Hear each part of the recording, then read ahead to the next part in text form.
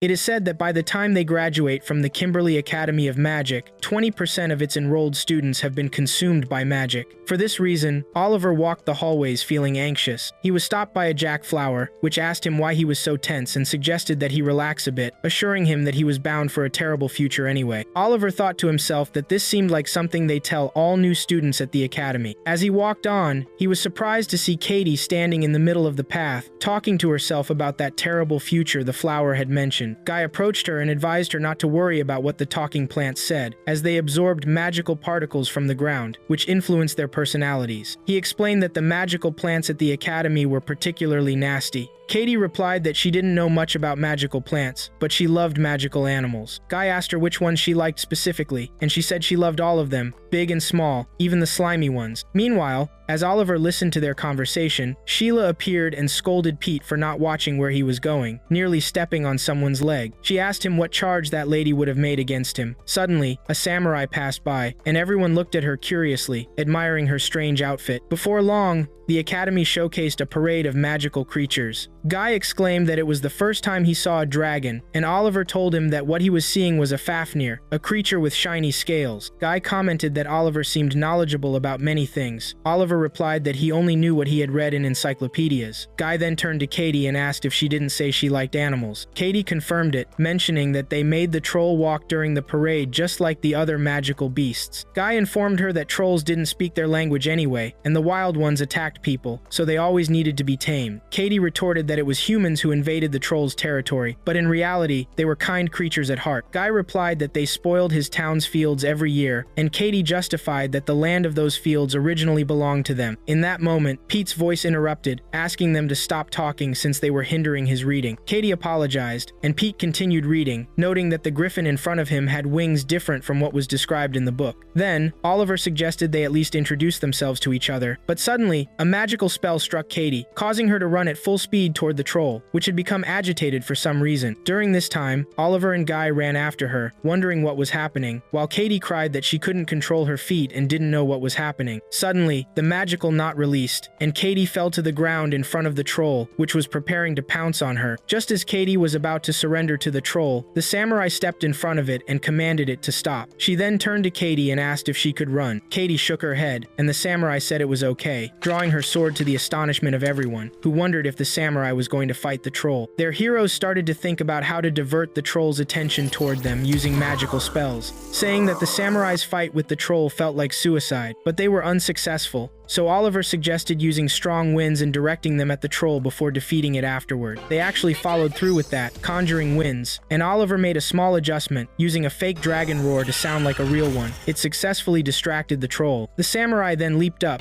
bringing her sword down suddenly on the troll's head, making it fall to the ground in disbelief. The samurai turned to everyone, expressing her surprise that the troll's skull was very hard, feeling like lightning struck her hand. Then she turned to Katie and requested a moment, saying that once her hand stopped tingling, she would carry Katie. Afterward, the samurai thanked our heroes for helping her defeat the troll, saying that the dragon roar was incredibly loud and gave her the perfect opportunity to attack the troll. Everyone then entered the academy's welcoming ceremony. Oliver stood next to the samurai and curiously asked her if she hadn't had a plan for fighting the troll. She replied that she didn't, assuring him that the katana she carried didn't even have a blade. Oliver pointed out that this was reckless of her because if the wind spell had failed, she would have surely died. The samurai conceded that he had a point, but considering it was her first day at the academy and someone had saved her, she saw it as a good omen. At that moment, Oliver drifted off a bit, remembering when the samurai's hair changed color to wild when she jumped to attack the troll, turning into something like crystals through which magical particles flowed. He guessed that she must possess high potential as a sorceress. Suddenly, an announcement was made for the director to take the stage. She introduced herself as Esmeralda and apologized to the students for the incident during the parade, saying they had indeed caught the rampaging troll and treated the injured. The samurai commented that just looking at Esmeralda made her break into a sweat, and she had to be incredibly strong. Esmeralda continued, explaining that they were at the Kimberly Academy of Magic, a destination for students wanting to learn magic for 7 years. However, the academy prioritized two things: freedom and the resulting consequences. She emphasized that only 80% of students graduate from Kimberly successfully, while the remaining 20% find themselves unable to do so when their magic gets out of control, as their lives and deaths were solely in their hands. Once Esmeralda finished her speech, she allowed students to ask questions, but the samurai chimed chimed in that she could spin her head in a circular motion to relieve the pain. Esmeralda inquired if that was a question, to which the samurai innocently replied that it was advice. Oliver asked if she was crazy. Esmeralda then announced that they would now move to the welcoming feast, where they would have the freedom to talk to each other, urging them to eat and drink as they pleased. Then Esmeralda made a random motion with her hand, and all the students flew into the air, finding themselves in another place with tables and food, where older Kimberly students welcomed them, encouraging them to enjoy the delicious white grape juice. Our heroes then reconnected, saying they would finally get to know each other. One of them introduced herself as Michela, the eldest daughter of the McFarlane family, a clan of special distinction that had lived in South Yelgland for ages. She asked them to call her Sheila. Guy then asked if all her family had a curse that made their hair curly in rings. Sheila told him that their hairstyle was a symbol of their family and that he should not make fun of it, assuring him that anyone who saw her for the first time fainted due to the sheer beauty of her style. Then Katie introduced herself, saying she was an exchange student from Varnland, one of the Northern Federations, and a girl who loved magical animals. She thanked them for saving her. Guy asked why she had run toward the trolls so quickly. Katie replied that someone must have been joking with her. Guy then mentioned that he came from a family of magical farmers with a rich history in magic, which is why he knew a lot about magical plants. Then Pete introduced himself, stating that his parents had nothing to do with magic and that his family didn't have a rich history. Sheila commented that he must have enrolled as an ordinary student at Kimberly. Pete said he didn't come to make friends. Oliver then asked if he was reading Alfred Werner's book on defining magic for non-magicians. Pete looked shocked and asked if he knew it. Oliver replied that the short stories between the chapters were fun. Pete agreed, especially highlighting the third chapter about the magical judge. Then Pete realized he hadn't learned Oliver's name yet and introduced himself. Oliver explained that his family had been practicing magic since his grandfather's time, but that he currently lived with his relatives. He had a brother and a sister who were his cousins and also students at Kimberly, who told him about her. Sheila remarked that the dragon roar had surprised her a lot. Oliver replied that he was skilled at tailoring spells and inventing new ways to use them. The samurai then introduced herself, saying she was born as the daughter of a samurai family in Torikisen in the Yamatsukoni state, and her name was Nanao. She shared that she was close to dying in a war until one of the passing sorcerers, who called himself McFarlane, saved her and invited her to Kimberly. Sheila was astonished, and Nanao informed her that McFarlane's hairstyle resembled hers. Sheila then revealed that he was her father and worked part-time as an instructor at Kimberly. However, she hadn't expected him to travel all that way to Isia to recruit new students. At this point, Pete asked Nanao about the test she underwent to be admitted to Kimberly. Sheila answered on Nanao's behalf, explaining that every teacher had the right to recommend one student without an exam, and it seemed her father had done that for Nanao. Guy then encouraged them to enjoy the food, and Katie enthusiastically said she was starving. Meanwhile, Nanao grabbed a plate of roast meat, claiming it for herself entirely. Oliver convinced her that they would share it, presenting her the plate as if she were a princess. In the evening, Oliver woke up in his room at 5 in the morning and tried to greet Pete, who was sharing a room with him, but Pete remained asleep. So Oliver went out to the academy garden when a voice asked him why he was up so early. Oliver asked the voice who it was, and she replied that she was a secret agent sent by his brother, Gwyn. He asked her, surprised, why she was there. The agent explained that Gwyn was worried about his safety and had tasked her with watching over him until he got used to the place. She introduced herself as Karsti. Oliver welcomed her and continued his stroll, but was surprised to see Nanao bathing in public. He conjured a magical barrier around the bathing area and scolded her for doing so within sight of the boys' quarters. Nanao told him she was just cleansing herself from the last war. Oliver noticed scars on her body and inquired about them, to which Nanao apologized for him having to see such a sight. The girls gathered in a spot to wait for the boys. When Pete and Oliver arrived, Sheila asked them if they had slept well. The boys replied affirmatively, and soon Guy appeared, apologizing for almost oversleeping, claiming no one told him that ours had spirits. Katie chimed in that she had not seen any clock spirits in her room, while Nanao noted she always woke up at 6. Guy then noticed that Nanao was wearing the academy uniform, and she explained that it had arrived in her room the night before. She asked if she looked like a witch now, but in that moment, Guy noticed Oliver's cloak was wet. When he asked about it, Oliver said it was just his imagination. Pete interjected, urging everyone to hurry for breakfast, as the first day at the academy would be packed with lessons. They moved to the first class about swords, and Teacher Garland informed them they needed to remember what swordsmanship was first. Pete raised his hand to define it, but the other students began to whisper about him, saying saying he was trying to draw attention to himself despite being an ordinary student. Meanwhile, Pete raised his sword high, saying swordsmanship referred to techniques employed using blades. He explained that blades had been complementary tools to magic wands for over 400 years, dating back to when a famous wizard named Wilf Padroil lost a duel to someone who did not use magic. Pete looked at the blade, mentioning that sorcerers carry blades as essential tools to handle close-range attacks. They couldn't fight with just the blade. They could also use magic without incantation to surprise or confuse the enemy. Garland continued, saying that in this life, a wizard would only fight with his magic and blade. He then told the students that the first day at the academy typically started with a duel between two students who knew swordsmanship. Nanao raised her hand to participate, prompting Garland to guess that she was the Nanao everyone was talking about. Richard also volunteered to duel her, saying he had heard she defeated a troll with just a sword, and it would be a perfect opportunity to see how people in Oilia fight. Katie remarked that Richard seemed to have bad intentions, while Oliver thought to himself that Richard wanted to show off he was stronger than Nanao, intending to exploit her inexperience with swordsmanship. Suddenly, Oliver raised his hand, deciding he would duel Nanao. Richard got worked up and told him to back off, but Oliver informed him that he fought the troll alongside Nanao, and they knew each other, so he should step back instead. Richard retorted that he should have informed his teachers and the older students that he fought a troll. Oliver asked him if he would do the same if his classmate was struggling for their life in front of him. Sheila stepped in, telling Richard that she would challenge him to a duel instead. Richard took a step back and Sheila asked if he was scared, which he denied and accepted the challenge. Garland then announced that the first duel would be between Oliver and Nanao, while the second would be between Richard and Sheila. Oliver and Nanao stepped forward, and Garland cast a protection spell on their swords, explaining that the duel would end when one delivered a decisive blow to the head or chest. Both charged toward each other, but Oliver decided to fight with just the sword for a while, wanting to finish it without using magic, knowing Nanao was new to sorcery. However, Nanao rushed at Oliver at full speed, and the swords clashed, creating a massive spark, while the other students watched from afar. As Nanao charged towards Oliver, she suddenly stopped and began to cry, looking at her blade in despair. Before they could re-engage in combat, Garland interrupted, reminding them that he had previously told them not to try to kill one another, assuring that they had likely broken the lethality spell without realizing it. Oliver was stunned, questioning what he had almost done. Garland ordered them to sheath their swords. Then Sheila told Teacher Garland that she believed the new students no longer needed another duel, so she would withdraw. Richard announced he didn't mind withdrawing either. After the lesson ended, Nanao chased after Oliver, assuring him that she had never had such an exciting match before and was happy about it, but regretted they couldn't finish it. Nanao suggested they duel again with real blades without any spells, to which Oliver firmly replied that he would never duel her again because he didn't want them to kill each other. Later, our heroes sat together, and Guy mentioned that the magic theory lecture right after the arts class was a big surprise for him since Teacher Francis said they would need magic wands, not blades. Pete commented that the teacher had an enormous following, while Katie expressed curiosity about what would happen in the afternoon classes, looking forward to the magic class. In the magic class, Teacher Vanessa told them they would deal with magical animals as resources, teaching them the best ways to utilize them. She then showed them silkworms and asked them to create many cocoons, saying each student had to make 10 cocoons, and whoever made 5 would succeed, but those who failed would face consequences. They started working, with Sheila saying the lesson seemed easy for her. She began working but quickly burned one of her cocoons. Guy, confused, asked if that wasn't easy for her. Sheila confirmed she was doing everything right, and since she only needed 5, it was no problem if one failed. Sheila offered to help Oliver, Katie, and Pete because she would assist Nanao, assuring Oliver she knew there was a problem between him and Nanao. Oliver thanked her for that while Guy shouted for her to help him too. She replied she would help him once he understood her advice and stopped failing. At that moment, Vanessa observed the students, noting they were better than last year's group since none had been attacked, but she noticed Katie was still on her 5th cocoon and told her to hurry, stating it was just a silkworm that needed magic to feed it. Meanwhile, Sheila mentioned to Oliver that Nanao had finished even though she was almost about to fail. She asked how Katie was doing, and he replied that her performance was good, up to 9, but she had different goals. She didn't care about the class, wanting to save as many magical creatures as possible. During her last cocoon, Katie got distracted, and it turned black. Oliver ordered her to burn it immediately, but she tried to save the magical creature. Suddenly, the creature jumped out of the cocoon to attack Katie. Oliver and Pete rushed to help Katie and defeat the creature, and for that, Teacher Vanessa informed them they had lost 2 points for helping Katie. Afterward, Katie apologized to Oliver since he had to leave the class with her because she got hurt during that experiment. She shared that her family had a collection of animals, from dogs and cats to magical creatures and half-humans, mentioning she was close to a troll named Batro. Because of that,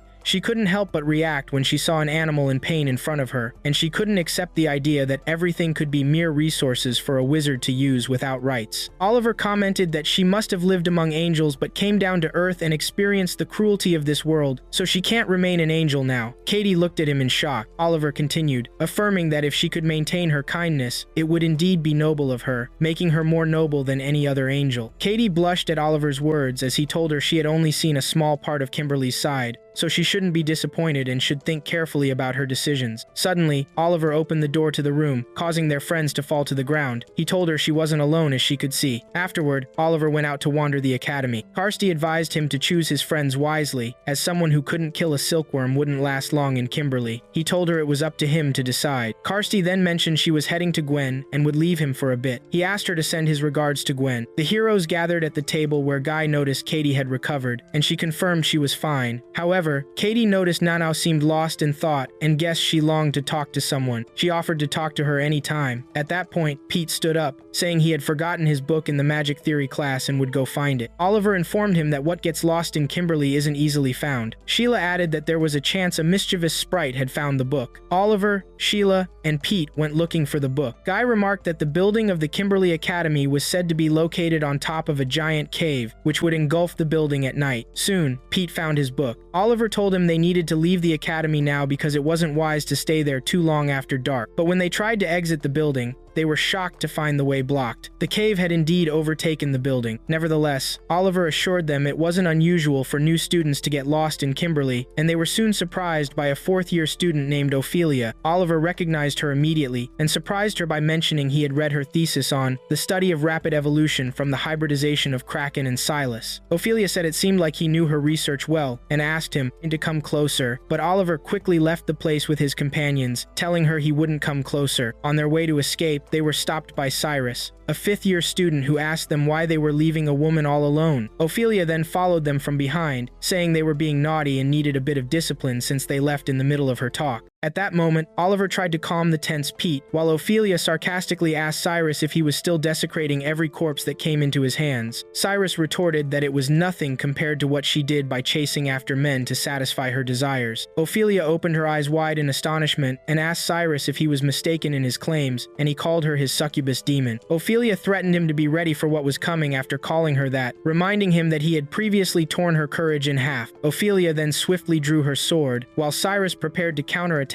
by summoning a skeletal creature to attack her. At that moment, Oilia transformed into an enormous beast, prompting Oliver to suggest that it was the right time to escape. Before they could flee, Cyrus set up a spiderweb barrier in their path, stating that while their morale was high, it wouldn't help them escape. Then Nanao arrived, saying it was true because anyone who came there ended up dying, which made her nostalgic for the past. Oliver was taken aback at the sight of Nanao, as Cyrus began commanding the creature to attack Oilia with his magic staff. Nanao then told her companions that this was their perfect chance to escape, and that she would deal with Cyrus and Oilia, assuring them that once she joined the fight, the sorcerers would have a hard time keeping up with them. On the other side, Cyrus and Oilia were taunting each other. He asked her what grotesque creature she would birth next, while she asked him from which corpse he had taken that spine. Nanao ran toward the sorcerers, urging her companions to flee. Oliver tried to catch up to her, but suddenly the area ignited with flames, and Alvin, the president of the Kimberly Student Council, appeared, stating he had been clear about how to properly recruit new students. Cyrus replied to Alvin that he still hadn't changed, spreading his flame first and then talking, calling him the Tormentor. Alvin reassured our heroes that he wouldn't let those two harm them as Carlos, the supervisor of the fifth-year students, pressed his blade against Ophelia's neck, saying she had definitely heard what Alvin had said. Alvin ordered Cyrus and Oilia to return to the depths of the cave, promising them punishment later. The two went back to their spots while Carlos told our heroes that their first day seemed tough, but they were safe now. Alvin remarked in surprise that he was still shocked they escaped without being kidnapped, as they weren't the only lost ones in Kimberly. After leaving the cave, Katie expressed her concern for Nanao, who apologized for causing them worry the previous day. Pete mentioned he hadn't worried at all. Nanao suggested they move on to class, and she stuck close to Oliver, telling him that Sheila said she should look at the person, not the blade. Oliver informed her that Sheila didn't mean for her to stick her face into his. Katie interjected, telling Nanao she shouldn't cling to Oliver like that. They went to class, where a student named Garland asked if he could use the sword incantations. Garland replied he was expecting this question and explained that there's a specific type of sword technique called the sword chance, used by the sorcerer within a single step and spell to strike down the enemy without fail or resistance. He mentioned there are 6 known sword chants, but new ones are being developed. In the end, Garland stressed that these chants are highly secretive, and he couldn't disclose whether he could use them or not, instructing them to return to their training and not disrupt class. Nanao expressed her eagerness about the technique and asked Oliver what he knew about it, but he admitted he didn't know more than he had heard. At this moment, Richard accused them of slacking off in their training. Oliver replied that they all needed training because they were at the same level. Richard asked if Oliver was accusing him of being lazy like him. Sheila intervened, telling Richard that he was embarrassing himself with his behavior. Richard insisted he was talking to Oliver and challenged him to a duel. Oliver accepted, and Nanao urged him to fight with all his strength and not to lose on purpose against Richard. Sheila privately confessed to Oliver that she grew up with Richard and was always compared to him, which made her feel responsible for his need to show off this much. Suddenly, Pete interrupted, saying Katie had disappeared after hearing about the out-of-control troll being killed in the parade. Somewhere, Katie was pleading with Darius not to kill the troll. Darius asked her name, and when he learned her surname, he expressed pity because she was born into a family like that. Katie told him she would overlook his insult to her parents and requested a chance to convince the troll not to attack anyone. But Darius stunned her with his magic wand, telling her she needed to learn first. At that moment, Katie's friends rushed in to stop Darius from harming her, followed by Milligan, a 4th-year student, urging him to stop. Then, Teacher Garland arrived, stating that using painful methods to teach students had been banned for 5 years at the academy, and they still needed to conduct a thorough investigation into what had happened during the parade. Therefore, the troll would remain alive for now, and the principal agreed with this. Darius scoffed, asking Garland if he had joined the civil rights defenders. Garland replied he still held on to his principles and that the civil rights defenders were no longer a small, impotent group as before. Darius told him to do as he pleased, but warned him that the troll would crush Katie first. Struggling to rise from the ground, Katie felt pain but managed to push herself up. Milligan came closer, saying she was worried about the troll, as she was a fellow lover of half-humans, and told Katie she could talk to her anytime. Then, Katie continued walking with her friends until they were surprised by a message from Richard confirming a challenge for a duel between Nanao and Oliver together. On the other side, Katie met with Milligan, saying they should try to get along with the troll. Milligan told her that most trolls in Kimberly are used to being around people, but this particular troll had become withdrawn since the incident at the parade. Katie approached the troll, ate some of the food, and assured him she wasn't his enemy, offering him food as well. Meanwhile, Sheila asked Nanao at that moment if she minded dueling Richard. Nanao questioned her but didn't object. Oliver commented that they wouldn't be able to avoid facing Richard, and the best solution was to accept the challenge. Guy asked for the second time where the duel would take place, and Pete told him it would be in the first level of the cave tomorrow. Guy said he hadn't forgotten. He just wanted to double check. They then moved to class, where they heard a group of other students mocking Katie, calling her foolish for caring about the troll that had tried to harm her. Guy attempted to confront them, but Oliver calmed him down, while Pete said he had no intention of fighting. However, as soon as Katie entered the classroom, one of the students ridiculed her, saying that this class was only for humans and offered to show her to her cage. Katie's friends got upset and challenged those students to a fight. Because of this brawl, they ended up being detained as a disciplinary punishment. Sheila then expressed her frustration about their detention, and Guy mentioned he had taken down 5 students and felt no remorse. Nanao added that she had taken down 12. Sheila said she expected that from Nanao and Guy, but she couldn't believe Oliver started it. Oliver said he wouldn't defend himself and told them to insult him as much as they wanted. Katie apologized to him, as well as to Nanao and Guy, for not being able to defend herself. Oliver reassured her it wasn't her fault, while Guy told her it was the right moment to unleash their anger since those students had insulted her in front of them. Katie thanked them but said it made things worse since most of their first-year classmates were now against them. Thus, Richard would take advantage of that opportunity as much as he could. Nanao said they would be helpless alone like this, and Katie remarked that tomorrow's duel would never be fair. She asked Oliver if he really knew that. Then the time for the duel came, and our heroes drew their swords. Oliver advised his friends not to hesitate to attack if they felt danger. They began to walk down a long path inside the cave, guided by Richard's friends to the duel site. Guy wondered where they were heading, and Sheila explained that there were lots of places to hold a duel in the cave. Pete hoped Richard and his friends hadn't set a trap for them. Richard's friends quickly led them to the chosen spot, which was the fluffy arena. There, they were surprised to see many students. Oliver asked what was going on, and then instructed Sheila to protect Katie, Guy, and Pete. Sheila agreed, telling him they were counting on him and Nanao. Then Richard showed up, and many monsters were released into the competition area. Richard immediately slashed at them with his sword. Nanao wondered what was happening, and Oliver explained it was the traditional kobold hunting game played by sorcerers, even though some objected to it so strongly that it had become rare in modern times. Richard approached Oliver and asked what was happening since he knew they were just there to duel. Richard told him that he wouldn't gain any honor from defeating them in a regular duel, so they would take turns hunting the kobold, and whoever killed more than the kobold would be the winner. Oliver thought for a moment that Richard seemed skilled at this game, and since Nanao had never seen a kobold before, it might be best to let Richard win, giving them a chance to mend their relationship with him. Suddenly, one of Richard's friends spotted a kobold escaping and chased it down, killing it to the cheers of the crowd. Nanao shouted in anger, asking what was fun about what they were doing and how they were forcing those who couldn't fight into the arena to compete against each other. The students then turned on Nanao, throwing things at her and telling her to leave if she didn't want to fight. Nanao turned to Oliver, asking him to go since nothing was worth drawing their swords for. Richard asked her if she didn't realize how much effort went into organizing this event, while Richard's friends blocked her path, demanding she return and fight or face them all. Meanwhile, one student attempted to let out the second kobold, but was shocked to find Garuda had emerged from the cage instead. It caused chaos and even killed one student. Richard froze in fear, saying nobody had told him a monster like that would be there. Everyone aimed their swords at Garuda, trying to take it down, but it skillfully dodged their attacks until it sank its claws into another student, wreaking havoc on anyone in its path. Oliver warned Richard that Garuda was a divine beast, and they were no match for its strength. They tried to open the duel arena door, but it wouldn't budge. Garuda became more enraged and wreaked havoc, shocking Richard, who tried to attack Garuda. Oliver calmed him down, warning him he would be the first to be taken down by Garuda. Richard then ran in fear toward the door, with Garuda in pursuit.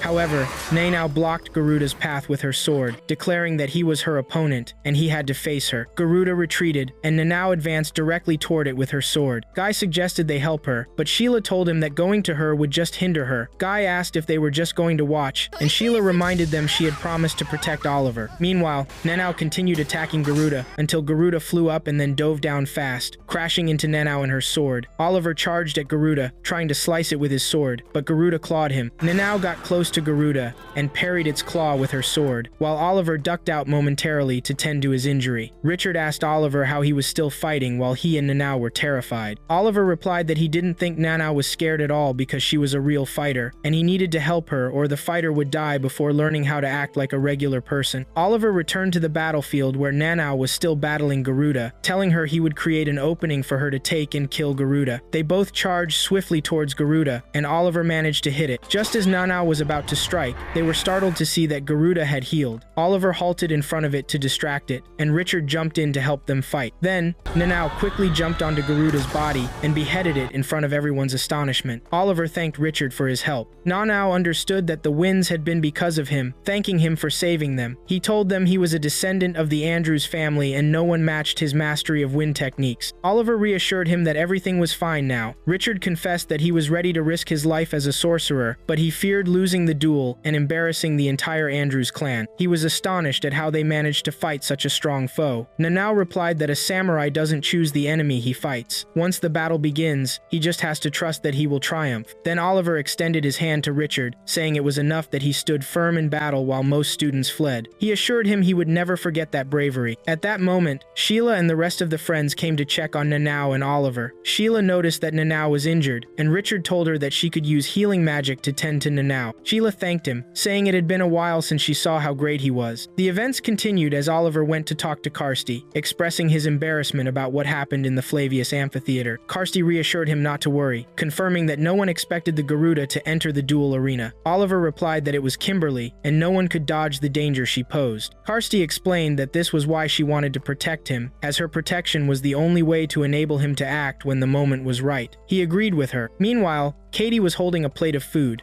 enjoying it and commenting to the troll that it was delicious, even offering him a bite. Milligan commented that Katie seemed incredibly excited to have come to the troll before the main classes started, but she noted that this troll might not. Before Milligan could finish her thought, she was surprised to see Katie had convinced the troll to have his breakfast, leading her to call Katie amazing. Then, Ms. Vanessa's class began, and she mentioned that they should now be able to differentiate between the garum and the warg. She dismissed them for lunch, prompting a complaint from Pete about having to eat after Vanessa Vanessa's class. Guy responded that even though he sometimes had to slaughter livestock back home, today's class was unbearable. At that moment, our heroes ran into the same students they had previously fought against. Those students ignored them, leading them to discuss among themselves. Guy noted that at least they weren't insulting Katie in front of her anymore. Oliver reflected on yesterday's incident, remarking that the Garuda targeted those who did not acknowledge the rights of half-humans. Sheila guessed that this might be connected to the troll's attack on Katie, or possibly seeking revenge from the half-human rights group. Katie claimed she had no knowledge of it. Oliver assured her they weren't blaming her for anything, but he believed that spark was the fuse that ignited the war. Heat commented he'd feel better if they could find the instigator of the Garuda incident, hoping the teachers would figure it out. However, Oliver shocked him by stating the incident occurred in the cave, which the teachers would consider just a scuffle between students that got out of control. Sheila remarked things would be different if many had died. Guy said he felt he had truly joined a scary academy. Sheila added that perhaps Nanu came out of that incident with something useful, while students surrounded Nanu, asking her how she fought that Garuda. One of them even offered to have lunch with her. Guy looked at Nanu, commenting on her newfound popularity among students. Katie said it was natural after she fought the Garuda, but she wondered why Oliver hadn't gained the same level of popularity. Sheila quipped she could spend an hour discussing Oliver's fighting style against the Garuda. Guy reminded Sheila she already spent last night talking about it. Heat chimed in, saying that compared to Nanu's impressive fighting style, Oliver's battle was dull and hard to comprehend. Guy asked Pete if he was trying to break Oliver's spirit. Pete apologized, and Sheila said no one could appreciate Oliver's fighting style except experts. She then decided to hug Oliver as a sign of respect. Just then, Nanu arrived, and when they told her about Sheila's intention, she also jumped in to hug Oliver, asking him to kiss her since she deserved a reward for defeating the Garuda too. Oliver stepped back while Sheila stated Nanu's request made perfect sense. Katie shyly asked what was happening now, and Nanu urged Oliver to hurry and kiss her. Before Oliver could actually do it, his cousin Shannon interrupted him, asking if he had made any friends. She then hugged him and left after telling him to cherish his friends. When Sheila inquired about her, Oliver explained she was his cousin, and he was staying with her family. They then moved to chemistry class, where Mr. Darius informed them that the materials they were using might undergo sudden and drastic changes, urging them to remember that. Our heroes continued their experiments, with Guy noting this was their 5th class with Mr. Darius. Although he guessed he would face hardship from Katie after meeting him, it hadn't happened. Sheila commented that Darius might be dedicating himself to becoming a good teacher. Meanwhile, Guy finished preparing his magical recipe, and Oliver said he would review the steps with him as it contained dangerous materials. Sheila mentioned she would look after Nanu as usual, while Pete asked Oliver not to interfere with his recipe because he had studied hard. Oliver then began helping his classmates until Pete erroneously added a component to the recipe that nearly ignited. Oliver used a spell, the cauldron over, and laid on it, attempting to control it before it exploded. At that moment, Darius noticed what occurred, praised Oliver, and asked for his name and surname, noting that his way of handling the situation showed how much he learned. He promised to remember Oliver's name and face, but before leaving, Darius warned Oliver to choose his friends more carefully. Afterward, Sheila told Oliver that Darius acknowledged his talent, while Pete apologized to Oliver, saying he saved him. Then Richard approached and warned Oliver about Darius, saying he takes gifted students under his wing to ruin their future careers. He also steals research from the best students and publishes it as his own work. Oliver was quiet as Richard urged him not to trust Mr. Darius, assuring him he would call him soon to join him. Oliver thanked Richard for the advice. Richard then mentioned that one of his acquaintances wanted to meet Katie and the rest because of the troll incident. Soon, Mackley appeared, apologizing to Katie and the others, saying she didn't realize the troll would go out of control like that. Guy asked why she did it, and Mackley explained that her father told her that Wright's opponents embarrassed wizards everywhere, so she used her spell as a prank. Heat told her that backstabbing someone is a kind of cowardice, and Mackley apologized again. Oliver then asked her who was involved with her and pushed the troll out of control. Mackley replied that she didn't know. She just cast the spell on Katie to embarrass her. Later, our heroes discussed the matter among themselves, and Sheila wondered if they could really trust Mackley's words. If so, who made the troll go crazy? Katie then insisted they stop overthinking it, stating she would go meet the troll. She approached the troll and began asking him what happened during the ceremony, assuring him she knew he wouldn't hurt anyone without reason. Meanwhile, Oliver was teaching Nanu a spell, asking her to first imagine what she wanted to do in her mind. Back to Katie, she wished to talk with the troll more, but she was surprised when he spoke, asking her not to come to him again, as the enemy was an extremely dangerous person. On the other side, Nanu was working on the wind spell, and Oliver advised her that she didn't need to rush mastering it. Nanu insisted she wanted to master it quickly because it was her first spell with everyone and she wished to cast it again with them, even though she thought that Troll wouldn't escape again. Oliver asked her what she meant by escape. She mentioned that for a moment, she noticed the Troll running toward the academy gate. Oliver thought that there was a big difference between the Troll trying to escape and it going out of control. They then rushed to the Troll's dorm immediately, where Oliver found Katie's blade lying on the ground. The Troll then informed him that the enemy took Katie away. Oliver asked where the enemy had taken Katie. The Troll replied he likely took her to a dark and deep place. Oliver realized Katie had been taken to the cave, telling Nanao they had to go after Katie and that there was no time to waste. Nanao then expressed her surprise at the Troll's ability to speak and understand human language. Oliver explained that some activists had developed a language for half-humans and had also enhanced their intelligence, believing this would grant half-humans the same rights as humans. However, that project faced criticism, leading to efforts to halt it. Nevertheless, there might still be someone experimenting on the Troll. Oliver clarified that now he was sure the Troll tried to escape from the parade because someone was manipulating its mind.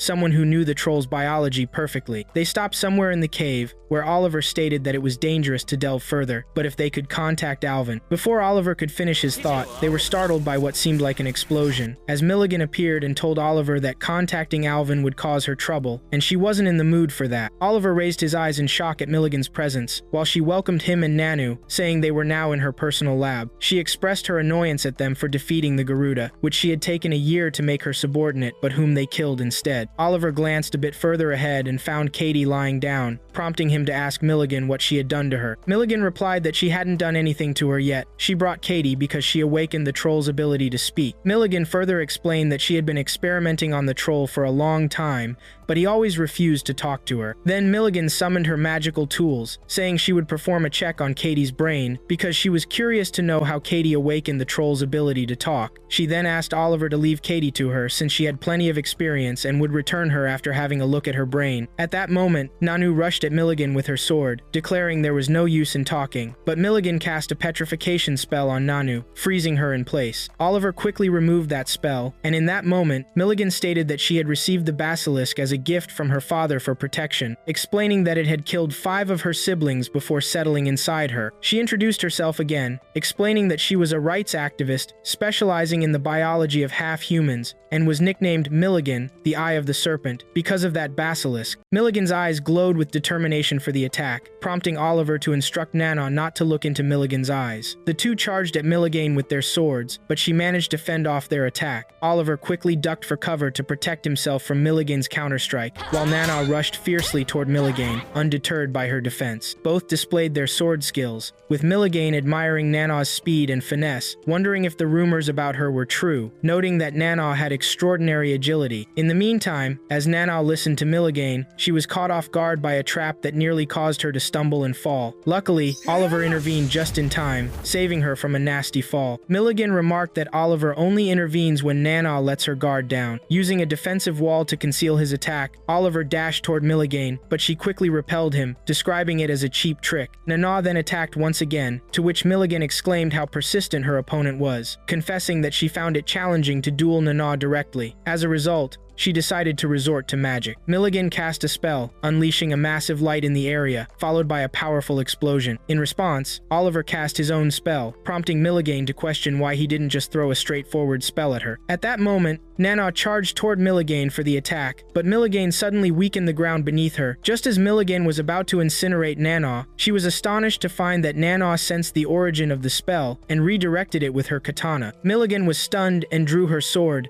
determined to test Nanao's strength further. Milligan directed her flame at Nanao, but Oliver joined her side, and together they blocked Milligan's fire. Milligan exclaimed in surprise that she thought they were just an afterthought alongside the Katie issue. Oliver then asked Nanao if she could execute their plan, while Milligan curiously inquired how they intended to entertain her. At this moment, Nanao rushed toward Milligan, while Oliver decided to distract her by casting spell after spell, ensuring she wouldn't see Nanao's attack coming. However, Oliver soon realized that Milligan had an unseen eye in her left hand, which slowed Nanao's approach toward her. Unfortunately for Milligan, Nanao outsmarted her and cleverly overcame the magical eye, causing Milligan's hand to suddenly drop to the ground. At that point, Nanao told Oliver that they had won. Oliver asked her what she had just done, but Nanao seemed unaware of her actions. Meanwhile, Oliver thought to himself that Nanao had just used a sword chant. It did not match any of the 6 known sword chants, as it was a chant unknown to anyone in this world. The two then sat beside Milligan, where Oliver began to heal her. Nanao stated that Milligan surely didn't intend to kill them. Oliver assured her that Milligan would be fine now and suggested they return Kati to the academy dormitory. Nanao said she would now receive her victory kiss, but they were startled by the sudden appearance of Alvin and Carlos, who asked if they were okay. Carlos mentioned that they had received information from an anonymous source that told them where to find them, while Alvin expressed his astonishment at their ability to take down Milligan. They then returned to the academy dorm, where Kati regained consciousness. Oliver told her everything that had happened with Milligan, and Sheila commented that Katie had succeeded in communicating with the troll, surprising Milligan in the process. Kati then asked about the fate of the troll, to which Oliver guessed that it would consider its eye unique, since it was the only troll that had successfully undergone an intelligence experiment. Kati cheered, saying that it was good, then approached Oliver and Nanao and thanked them with a kiss. Kati decided to give Milligan a strong slap and then decide how to proceed with their relationship, assuring them that she would change the academy for the better during her time there until she graduated. Oliver was moved to tears, realizing that he had managed to protect something important. As our heroes walked through the academy hallway, Darius blocked their path and asked Oliver to discuss something. The two then stepped aside, where Darius revealed that they were in the process of retrieving a student's research, a task usually left to others. He explained that the research belonged to an exceptionally talented student who had gotten too close to a spell and died. Oliver understood that magic had consumed this student. Darius confirmed that those consumed by magic always leave behind some form of new discovery. Suddenly, a monster appeared in front of Darius and Oliver, which Darius immediately sliced in half with his sword. Oliver was astonished, telling Darius that those monsters were stronger than Garuda, yet he had defeated them without a chant. Darius then led him to a large magical circle. Oliver asked if he had known what had happened to the troll beforehand, to which Darius questioned how he guessed that. Oliver replied that the logical explanation for wanting to get rid of that troll was to hide the evidence. He then explained that he had evidence that Darius had been supplying Milligan with half-breeds. Darius asked him how he found that out. Oliver inquired about Darius's goal in assisting Milligan with her research, to which Darius replied that he aimed to eliminate foolishness within humanity. He stated that since the dawn of humanity, society consisted of 1% geniuses and 99% fools, and he wanted to change that by altering the source of human intelligence itself. Oliver then asked if he intended to use the same approach on humans as well, to which Darius did not deny it, but added that obtaining samples from half-breeds for his research would now be difficult. Oliver pressed Darius on what he wanted from him, leading Darius to request his assistance in his endeavors. He asked Oliver where he was and what he was doing in the year 1525 of the Greater Calendar on the 8th night of the 4th month. Darius commented that Oliver's question was intriguing and asked how much he knew. Growing agitated, Oliver demanded answers since he was the one asking. Darius replied, surprised that the woman still had living relatives. Oliver thanked him for not having changed in the 7 years since, remaining the same person he had always despised. Oliver then placed his hand on his sword, telling Darius to draw his sword whenever he chose. Darius drew his sword and lunged at Oliver, vowing that he would not kill him a human's death. Both began to showcase their swordsmanship, and Oliver foresaw the future, noting that Darius's combat skills were superior to his. Therefore, Oliver decided to use the 4th sword chant to eliminate Darius. Before long, he managed to overpower him, causing Darius to fall, wondering in disbelief how Oliver had used the 4th sword chant, as he was supposed to have died with that woman 7 years ago. Oliver informed him that he had inherited certain traits from his mother, leaving Darius astounded. Oliver explained that the pain spell could replicate the pain felt by the user directly. He then approached Darius, stating that he had felt all 128 forms of pain he had inflicted on his mother and would continue to torment him with those spells, returning every bit of pain he had caused his mother. Oliver then stood up, telling Darius to search for the magical words that would grant him forgiveness. He cast the first spell, causing Darius to scream, asking how he dared do this to his teacher. Did he intend to oppose the entire academy? Oliver continued to torture Darius, recalling the moment he had cornered his mother and stating to Darius that this was pain number 57, not even half the pain his mother endured. He then asked Darius about the magical words, and Darius begged him to kill him. At that moment, Gwen and Shannon arrived, asking Oliver if it was over. Oliver confirmed, while Gwen asked how much blood he had pressed out now. Oliver told him that he could use it only 2 more times and would die if he used it anymore. Gwen asked him to rely on them, and they would pave the way for him. Kirsty then appeared for the first time before Oliver, stating that serving him was an honor. Oliver realized she was the one who informed Alvin about his incident with Milligan. Gwen quickly introduced Oliver to his mother's followers. Oliver donned the crown, and his mother's followers asked him to lead and guide them until all the traitors who betrayed his mother were dead. Oliver swore that he would kill everyone, stating that there were 6 left, and he would allow none of them to survive. After 4 months, all the teachers gathered together, and at that moment, Vanessa told the principal, Esmeralda, that they had convened to discuss Darius. Esmeralda remarked that it had been 4 months since Darius had disappeared, so they could consider him dead. Francis was astonished, stating that Darius wasn't the kind of fool to hurt himself in the cave. Enrico replied that this meant someone must have killed him. Vanessa said that no one could have done such a thing because if someone could kill Darius, it would have to be one of the 6 of them, or that boy Garland, or even McFarlane could do it as well. Just then, McFarlane appeared suddenly and said mockingly, "What's with the praise?" Vanessa asked him what he would do if Darius came back, while the principal requested that he not interrupt them. McFarlane apologized, saying he likes to make things a little exciting when the situation dulls. The principal, understanding, said that none of them were involved in Darius's disappearance, so they wouldn't discuss the matter further. Vanessa then asked what the principal would do if she discovered that a student was responsible for Darius's disappearance. The principal replied that she would make him suffer desperately. In the boys' dormitory, Pete was having a nightmare and woke up gasping. When Oliver sensed this and asked what was wrong, Pete told him to stay away and threw a book at his face to keep him from coming near his bed. In the academy courtyard, Pete sat alone, and Nanao wondered what was wrong with him because he had been acting strangely since breakfast. Katie asked him if Guy had done something to him, to which Guy, bewildered, questioned why he would be responsible for Pete's condition. Katie told him he was the only one acting recklessly among them. Guy insisted that he was always very kind, and when the two started arguing, Pete raised his voice, asking them to be quiet and leave him alone. At that moment, Oliver asked Guy and Katie to give Pete some space, while Miss Cornwallis walked past our heroes. Sheila tried to talk to her, but she ignored her. Nanao then asked Sheila about Cornwallis, and Sheila told her that Cornwallis was her relative and Faye was her companion. Sheila continued sadly that Cornwallis had been ignoring her since she started studying at Kimberly. Guy commented that everyone Sheila knew seemed to have some issue. At that moment, a new teacher named Dustin appeared and told all the students that he would teach them how to ride a broomstick today. Katie exclaimed with excitement that she would finally move to the class she had been looking forward to. It had been impossible to transfer to that class before 6 months had passed. Nanao expressed her concern about it, saying she didn't think she could fly on a broomstick. Oliver clarified that she misunderstood. Broomsticks don't fly in the sky. At that moment, their teacher Dustin told them to get ready and warned them that some broomsticks could be moody at times. He then opened a spacious area, and when the students stepped inside, they saw many broomsticks floating in the air. Nanao gasped, "They're not just objects but living beings." Dustin told her that broomsticks are magical creatures with rigid and branched twigs connected to a handle. He explained that these creatures live off the essential elements, the magical particles in the atmosphere, as well as the magical energy they receive from wizards, in return allowing wizards to fly with them. Dustin picked up one of the broomsticks and told Nanao that it wouldn't let anyone ride it except the wizard it likes. He encouraged her to find her right match among the broomsticks. At that moment, Guy tried to get his own broomstick but failed, while Katie hesitated, saying all the broomsticks looked nice. Oliver, however, quickly found his broomstick. He told Sheila that he had been getting along with his broomstick for a while. Noticing that all the broomsticks were following Nanao, he explained to her that it was normal considering Nanao's magical energy. But Nanao kept walking and did not choose any broomstick. Then she approached a lonely broomstick in the corner, and Dustin warned her that this broomstick was an exception and could hurt her if she wasn't careful. Nevertheless, Nanao approached the broomstick and told it that her previous horse was like that. She understood it only allowed its true master to ride it. The broomstick then stopped moving. Nanao told it that she wouldn't force it but wanted it to know that she was impressed with it and chose it over the others. In that moment, the broomstick jumped up and swooped down before Nanao. She caught it and declared that she chose it as her partner, then flew outside, to everyone's astonishment, especially Dustin, who remarked that he had tried to tame that broomstick many times but had failed. While everyone was watching Nanao fly, Oliver thought to himself that the broomstick belonged to his mother, so it was no surprise it chose Nanao to fly. After that, our heroes sat together, and Nanao expressed her happiness about flying on the broomstick. Katie also said she was happy and couldn't wait for the next classes, while Guy mentioned that neither he nor Pete did well in this class. Pete said he was was going to the next class, and Sheila expressed her surprise at the disappearance of teacher Darius, saying that rumors say he got lost in the cave, but she found it hard to believe. Guy remarked that it was also said he disappeared during a fight among the teachers. Just then, McFarlane's voice interjected that it could have been the act of a wizard holding a grudge against Kimberly. At that moment, Sheila was surprised to see her father, who immediately embraced her, saying she had become more beautiful since their last meeting. Sheila pushed him away, telling him she had warned him not to act that way in public. McFarlane then looked at Nanao and asked how she was doing. She told him she was fine thanks to him. Sheila chided him for taking Nanao from Azia and bringing her to his land, then disappearing. McFarlane replied that he had known she would take care of Nanao. Sheila angrily asked what kind of father he was to place that responsibility on his daughter. McFarlane then turned to Nanao and said it seemed she had made many friends here, explaining that he had intended to talk to her more but had come for the class. Sheila thought for a moment as she repeated, "the class,"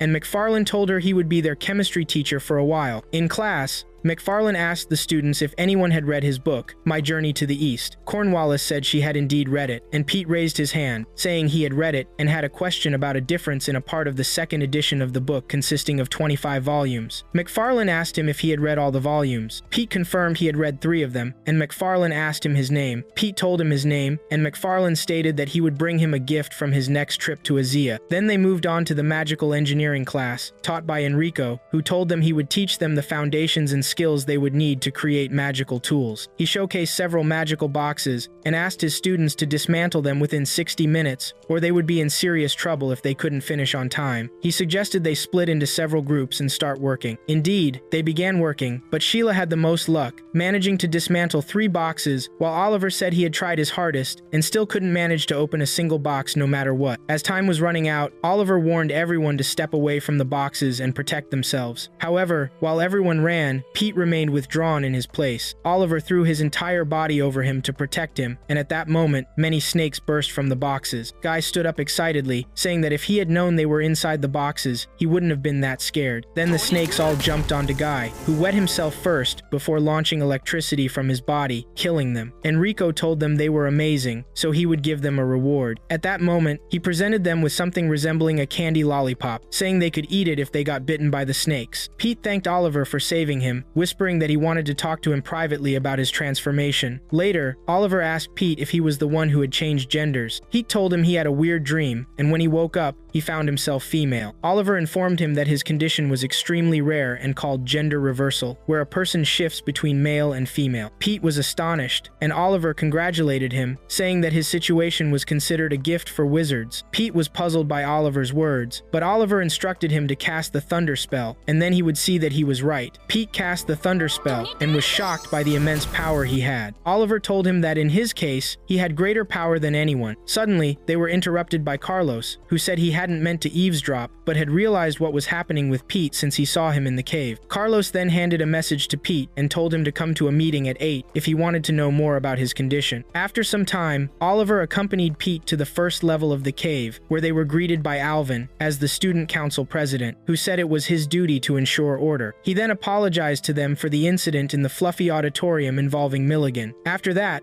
Alvin asked Pete if it was true that he came from a family with no connection to magic. Pete fell silent, and Alvin asked him how he was finding studying at Kimberly, assuring him that the place was scary and hadn't changed from what it was 5 years ago, even though he had tried hard to make it safer. Then, he introduced them to the meeting of people with magic abilities based on gender. At that moment, the other students welcomed Pete, who seemed nervous. Oliver spoke on his behalf, saying that Pete was a first-year student with gender reversal abilities. Once Oliver finished introducing Pete and himself, the students urged him to relax because he seemed to be putting in too much effort to protect his friend. Gwen then played the music, and Carlos asked everyone to enjoy their time. The next morning, our heroes saw a group of broom riders competing against each other. Guy was surprised they were doing this so early, while Nanao remarked that the broom riders looked like they were in a battlefield. Sheila commented that broom riding is one of the most important sports. Suddenly, a first-year student named Rossi appeared before our heroes. He introduced himself and told them he knew all their names. Then he turned to Nanao and said she was incredibly talented. Sheila replied that Nanao's personality was complex and couldn't just be labeled as talented. Rossi acknowledged that he knew this, then looked at Pete and said they would meet later. He turned around,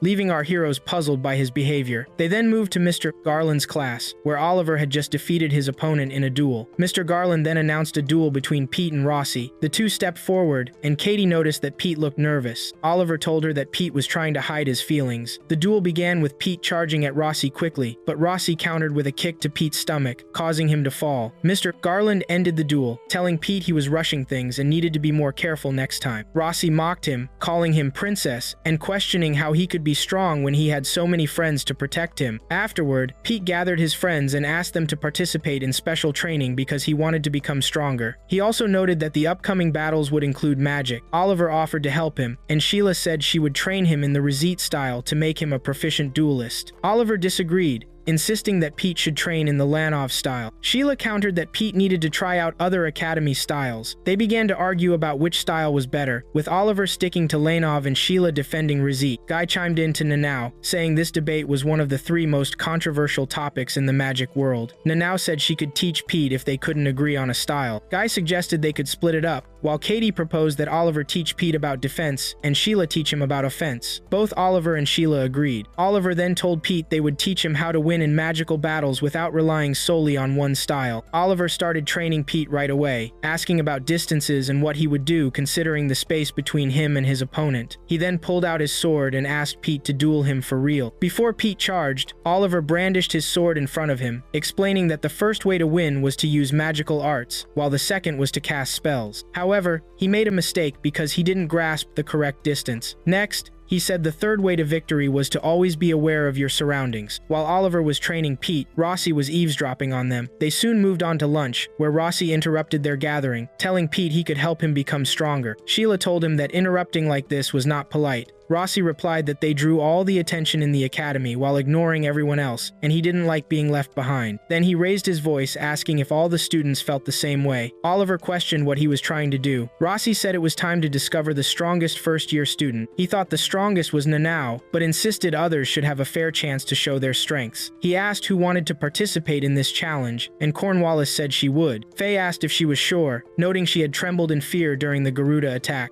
Cornwallis explained she was just being cautious then and waiting for an opening to exploit. Faye raised his hand, claiming he would join as well, and then Nanao also volunteered. Rossi then provoked Oliver, asking if he would stay back. Oliver replied he had no reason to refuse. Sheila said she would join too, so Rossi suggested they discuss the rest of the details. He then presented a document where he had recorded the names of all participants, saying the winner would be the one with the most badges. If someone lost a battle, they would award their opponent 1 badge. Once someone lost all their badges, they would be eliminated from the dueling challenge. Rossi continued, saying the 4 who collected the most badges would compete in the finals in a week. Just then, a girl named Evelyn challenged Nanao to a duel. Everyone was astonished, commenting that Evelyn's spell, aiming, and targeting were incredibly chaotic, but she struck fast. Evelyn then told Nanao that she was called Evelyn the Cold-Blooded, or Evelyn the Stormwind, and provoked her, saying she was a worthy opponent for an Asian samurai. The duel began as Evelyn cast her spell, but everyone was shocked when Nanao deflected her spell with her sword, knocking Evelyn's sword away from her. Nanao was declared the winner and returned to her friends, exclaiming her victory. After that, the scene shifted as Pete thanked Oliver for training him, and Oliver responded that Pete was learning quickly and mastering distance judgment. Pete then asked Oliver if he could head back to the dorm because he was tired. At that point, Caristy appeared and informed Oliver that Shannon and Gwen were waiting for him for tea. On his way to meet Gwen and Shannon, Oliver encountered Oilia, who reminded him she wasn't in the mood for a fight. Since he had a resistance to her fragrance, she just wanted to talk. Oliver sat beside her and asked if she stayed in the cave all the time. Oilia replied that she had returned to the academy building several times because she wanted to have pumpkin pie from the cafeteria. Oliver told her he preferred cake. Oilia then asked if he and his friends didn't attract too much attention, and before he could answer, she asked him how he felt during the Garuda fight. He told her he didn't want to feel that way again. She reminded him that Alvin had said the same thing, but she thought he cared about her a lot. Oliver asked her why she thought that, and Oilia said it was because he resembled Alvin, especially in his habits of getting into adventures that were not suitable for a first-year student. She continued, saying that she and Carlos had always accompanied Alvin in the past, and then warned him about Carlos, saying he would interfere in everything concerning helping him. After that, she thanked him for their brief conversation, asking him not to get involved in adventures and just stay at the academy to study. Eventually, Oliver met up with Shannon and Gwen, who welcomed him. Gwen asked how his journey through the cave went, to which Oliver replied that he wasn't used to it yet, but he would try to get used to it. He then reminded them that they had met before at Carlos's weird party. Following that, he mentioned running into Oilia on the way. Shannon asked where he saw her, and Gwen commented that it was probably too late to catch her now. Gwen then added that Shannon and Oilia knew each other well, and Oliver asked Shannon if she was close to Oilia. She replied that Oilia was the type of person who felt lonely. Gwen then asked Oliver if he was sure Nanao had used the 7th sword chime. He replied that he wasn't certain but had a feeling she did. Gwen said Nanao had a magnetic nature that attracted others, reminding him of someone. Oliver mentioned that there was something about Nanao. He kept looking at her and didn't want to leave her alone. Shannon told him he liked her, while Gwen calmed him, saying that feelings of attraction were important for mages. It was possible that Nanao might be the one to change his essence. Gwen advised him to keep his feelings in his heart and remain loyal to his girlfriend as he always had. Oliver agreed with him. As Oliver was heading back to the academy building, he was surprised to find Rossi following him. Oliver asked him to show himself and questioned whether he had done anything to make Rossi hate him. Rossi denied this but clarified that he didn't like being the center of attention. Oliver pointed out that Nanao also attracted everyone's attention. Rossi replied that he didn't count Nanao because she was nice, and he wasn't bothered by her at all. Then Rossi challenged Oliver to a real fight to establish who was stronger, stating they wouldn't use any magic except for counter spells. Oliver agreed, and they began to fight. Rossi charged at Oliver fiercely, who blocked him, but Rossi stepped on Oliver's foot,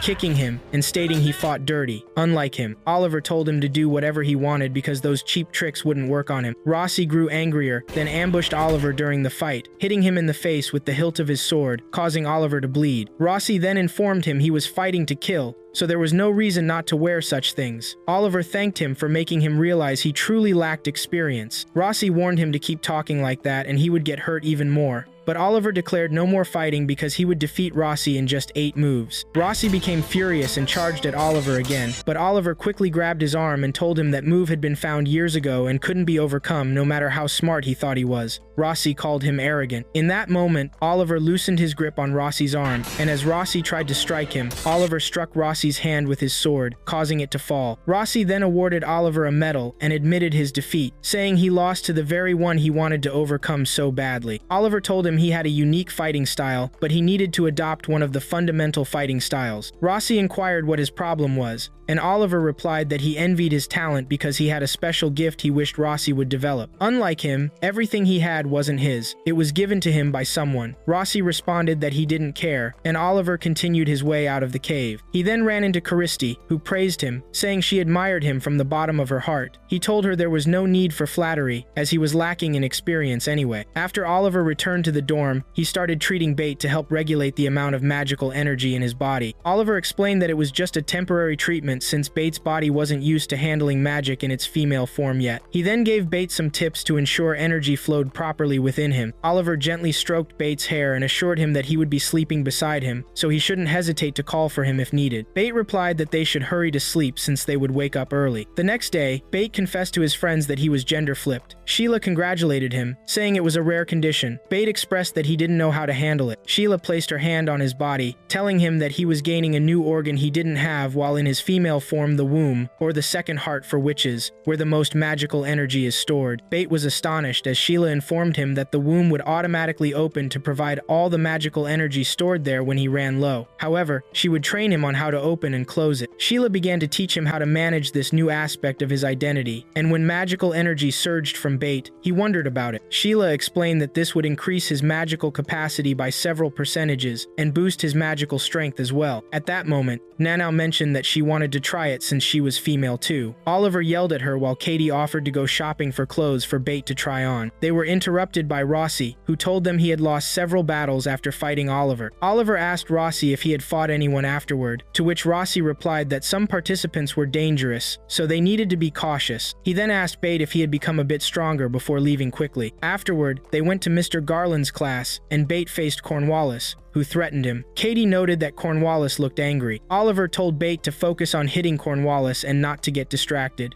Cornwallis raised her sword, angrily challenging Bait to come forward and strike her. She charged at him with great force, knocking him down with her spell. When Bait got back up, Cornwallis knocked him down again, saying he was making no sense in fighting her. Guy urged Bait to calm down and ordered him not to use magic in this duel. Nevertheless, Bait stood up again and aimed his sword at Cornwallis, trying to hit her with his magic. Cornwallis unleashed a thunder spell, sending Bait crashing to the ground. She approached him, stating that he must now understand the difference between them and warned him not to get cocky just because someone had praised him a little. At that moment, Bait remembered the teacher McFarlane praising him for reading all the volumes of his book. Cornwallis told him he embarrassed her in front of Mr. McFarlane back then. Meanwhile, Katie sadly said she couldn't watch Bait lose like that. Oliver reassured her that Bait hadn't given up, and the fight was still ongoing. Since Cornwallis was undermining Bait, it might motivate him to unleash all his energy. In that moment, Bait charged excitedly at Cornwallis, and just as he was about to strike her with his sword, time suddenly ended. Then, Bait met up with his friends, and Oliver praised his performance. Bait cried out that he hadn't landed a hit on Cornwallis. Sheila told him that he nearly executed the duel technique successfully. Cornwallis overheard and said she was angry at Sheila for leading Bait in such a humiliating manner. Guy told Bait that he was close to succeeding and that there was no need to feel discouraged. Rossi chimed in, saying a loss is still a loss, but he recognized that Bait had tried hard, and perhaps he should start learning the basics too. On the other hand, Katie sat next to the troll cage, wishing they had provided a better place for it. Suddenly, a message fell in front of Katie. She shared its content with her friends, saying it was a special apology from Milligan, who left her a personal research workshop. Oliver reminded her that the cave had many dangers, and reminded her that she was still learning how to protect herself. Katie paused to say that the yearly death rate of half-breeds in the academy was 820, and that the way magical creatures were treated at the academy was dreadful. She aimed to change that, but first, she needed to make a name for herself as a researcher. Oliver asked if that was the reason she wanted to have Milligan's research workshop, to which Katie affirmed and asked for their help in managing it, stating she couldn't succeed alone. Nanao assured her that she would protect the workshop as a warrior. Everyone then joined in to support Katie, and Bait asked if she would make space for her books in the workshop. Oliver interjected that safety came first, so if Katie could keep that condition, they could set off the next day to check the workshop. The following day, they went to inspect the workshop, where Oliver noticed that Nanao had brought her broom, even though there was no room to fly. Nanao replied that she wanted to spend as much time as possible with her broom. Guy instructed Katie to ensure they were heading in the right direction. Katie reassured him that they were together, so nothing bad would happen. Oliver remarked that the cave contained all sorts of scary things, like monster attacks or traps, or encounters with other students. What would annoy them most was facing any troublesome upperclassmen. Suddenly, they came upon a nest of ball mice, and mystical creatures blocked their path. Bait observed that this path was full of magical creatures, while Guy guessed that Katie had intentionally chosen that route. However, Katie abruptly stopped and threw a stone forward, saying the area was packed with thorny projectiles. She clarified that those thorns wouldn't kill them but would cause pain. Bait asked how they would get through then. Katie suggested placing incense in the corridor, saying that the thorns would become dormant once they lit the incense. But as soon as Katie ignited the incense, they were caught by a trap and everyone began to run. Though they managed to dodge the trap, all the thorns ended up in Guy's back. They continued their way into the cave until they arrived at a group of students having a BBQ. The group leader told them that he had thrown the BBQ to welcome the new students and invited them to his party. However, our heroes decided to keep moving, claiming those students were odd. Sheila noted that the person who invited them to the BBQ was famous among his group. Guy remarked that it must be Kevin Walker, known as the Survivor. Katie asked if Kevin was really that impressive,